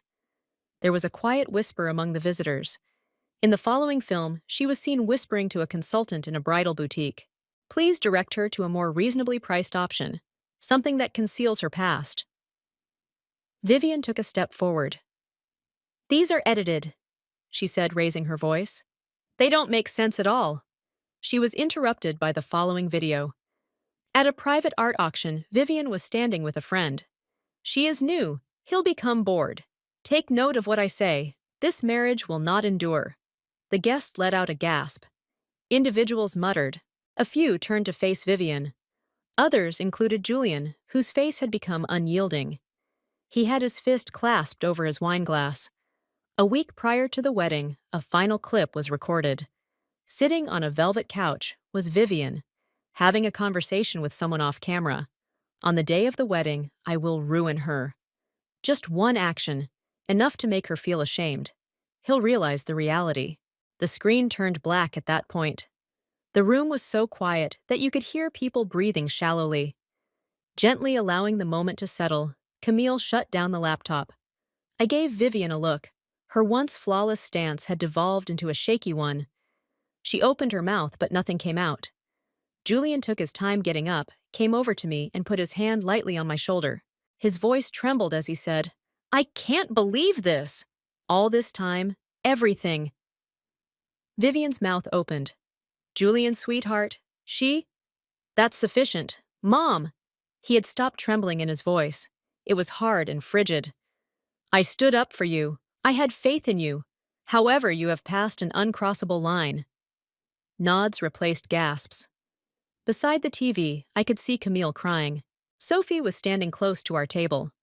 She crossed her arms and clenched her mouth in rage. Then my mom, my patient silent mom, got up from her seat. Melanie Grace. My mother was wearing a delicate lavender gown, holding her tiny purse in both hands, and she stood with a serenity that silenced the room's murmurs. My mother was smaller and shorter, yet she went slowly toward Vivian. When she was standing directly in front of her, Vivian appeared little. According to my mother, who spoke clearly and trembled solely from emotion rather than fear. "I worked 2 jobs for the most of my life. I lost my spouse too young, therefore I raised my girls by myself. Even when I had nothing left for me, I gave it all to them. She gave me a proud glance before returning her piercing stare to Vivian, while maintaining a composed demeanor. "And you," she said. "With a cup of coffee, you attempted to forget all of it. You made fun of my child's origins, ridiculed her, and even ventured to call her unworthy, when you've just shown me harshness and resentment." Visibly scared, Vivian stepped back. My sister Sophie took over next. "You discuss value. As if it were derived from a last name," she remarked. "But what makes us wealthy is our commitment, love, and decency, things that you obviously lack in abundance." Tears welled up in my eyes, but I forced them back, not because I was in agony, but because of all the ladies who supported and influenced me, strong but not shattered or embarrassed. I inhaled and turned to face Vivian for the final time. "Tonight you attempted to embarrass me, but in reality, you exposed yourself." Vivian's mouth trembled. "My son is now against me because of you." "No," I stated firmly. "That was all your own doing." Julian took a step forward. "It's probably time for you to go, mother." "I am your mother," she replied, her voice breaking now in desperation. And Julian answered, "I am your son. However, I am also a guy who will not allow anybody, not even his own blood, to denigrate and burn the woman he loves." Vivian glanced around the room, but all she saw was icy stillness and critical looks. She turned slowly and started to move in the direction of the exit. Her shoes clicked softly across the dance floor. For the first time, she lacked dignity in her gait. The huge ballroom doors closed behind Vivian, and she walked in defeat. After a moment of stillness, the room sprang into activity. The room erupted in applause. Not the courteous kind, but the loud, passionate sort that erupted with passion. I sensed the vitality of each visitor who had seen the truth, who had seen the courage required to face public humiliation head-on and to gracefully overcome it. With regret and admiration in his eyes, Julian turned to face me. His voice was rough as he replied, "I'm so sorry, Elena. I should have done a better job of protecting you. I ought to have noticed everything sooner." "You were unable to know," I answered quietly. For everyone she donned masks. The only person who resided behind the curtain was myself. With her arm over my shoulders, Camille approached me. "You succeeded," she muttered. "You succeeded." I gave a feeble smile. "We succeeded." Then my supervisor, Margaret Dillon, head of the Center for Contemporary Arts, a lady in her 60s with an elegance that didn't require showing, stepped forward. She spoke to the visitors. Her voice was firm and serene. She claimed to have worked with Elena Grace for 8 years, and to have witnessed her use both ability and character to turn our gallery into something truly remarkable. "I witnessed the same power in action tonight. Let the world know that this lady is more than simply our institution's pride. Its heart is her." Her remarks made me cry again, and as the music resumed, I heard glasses clinking as the guests raised their drinks in silent sympathy. Julian leaned closer. "Do you want to join me in dancing?" I glanced down at my torn dress, which even now had coffee stains drying across the front. He smiled slightly. "You would still be the most beautiful person in the room, even if you were wearing a garbage bag." We entered the dance floor together, after I chuckled softly. It was just the two of us for a few short minutes as the music grew softer and the lights lowered. No rumors, no condemnation, simply love. Tonight changed everything, I muttered as I pressed my head against his chest while we danced. Julian's hand tightened around me as he nodded. "Indeed, and we start over tomorrow." The visitors gradually started to go after the dance, their faces still displaying the range of feelings the evening had brought. Many approached to give me gentle squeezes of my hand, solid embraces, or encouraging remarks. Some appeared ashamed as though they were suddenly aware that they had fallen for Vivian's charade. No one turned away, but others appeared motivated. To change, Camille escorted me upstairs to the bridal suite. Sophie came over with a tiny glass of champagne and a cosmetic bag. To be honest, as she unbuttoned the back of my discolored dress, Sophie replied with a cunning smile, "You treated her like royalty." The dash of coffee. "She believed she was coming to an end. You gave her a laptop in the end." As she reapplied my foundation, Camille laughed. To put it mildly, she was unaware that she was entering a live screening of the documentary Vivian Exposed. As they worked around me, I grinned. I slid into the second dress, which was made of silky silk, had a gentle neckline, and had no lace. However, it seemed equally correct. Because it was mine, not because it was flawless. Julian was waiting at the bottom of the stairs when we got back to the ballroom. His jacket was gone, his tie was loose, and his expression had changed from one of appreciation to one of disdain. It was a devotional act. "You look amazing," he replied, extending his hand. I accepted it. I feel as though a train and a crown queen have struck me simultaneously. After chuckling, he drew me into a cozy hug. "Soon let's head home.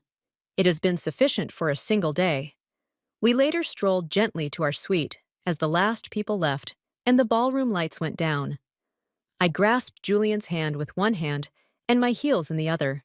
The peaceful, steady hum of tranquility settling in the apartment replaced the anxiety and any more discussion about Vivian. On the bedside table, I set the ancient brooch that Vivian had given me weeks ago as a memento of the family's inheritance. It seemed gorgeous but pointless after tonight. Jewels were not passed down as legacy. There were built-in options. Julian lay on the bed next to me and ran his fingers through my hair. He whispered, "I want to say something. Proceed." I ignored it, he claimed. I didn't want to think she was capable of such cruelty. You didn't flinch, though. You defended yourself and confronted her. I swear that I will never allow that to occur again. I swear to keep you safe, I said softly but firmly as I glanced up at him. We defend one another. This is how it operates. Slowly he nodded. You're correct, and I've learned how from you. Then we laid in silence. Far below us, the noises of the city are muffled by heavy glass and weary souls. The thought of the burn on my flesh and the stain on my clothing kept me awake. I slept off contemplating the next step. Because I was at last free and the truth had come to light. Everything altered during the course of a year, albeit not all at once. Not without work either. Julian and I relocated to Austin's Midwood Terrace neighborhood. It featured big windows, a little balcony, and a sunroom that I promptly converted into an art nook, but it wasn't ostentatious or large. Together, we made the conscious decision to stay away from Vivian's circle, away from outdated norms, and close to our true selves. One spring morning, while I sipped my coffee on the balcony, I saw the city glimmer through an early fog. Beside me was a little easel with a canvas in progress on it. It was for a project that was really important to me.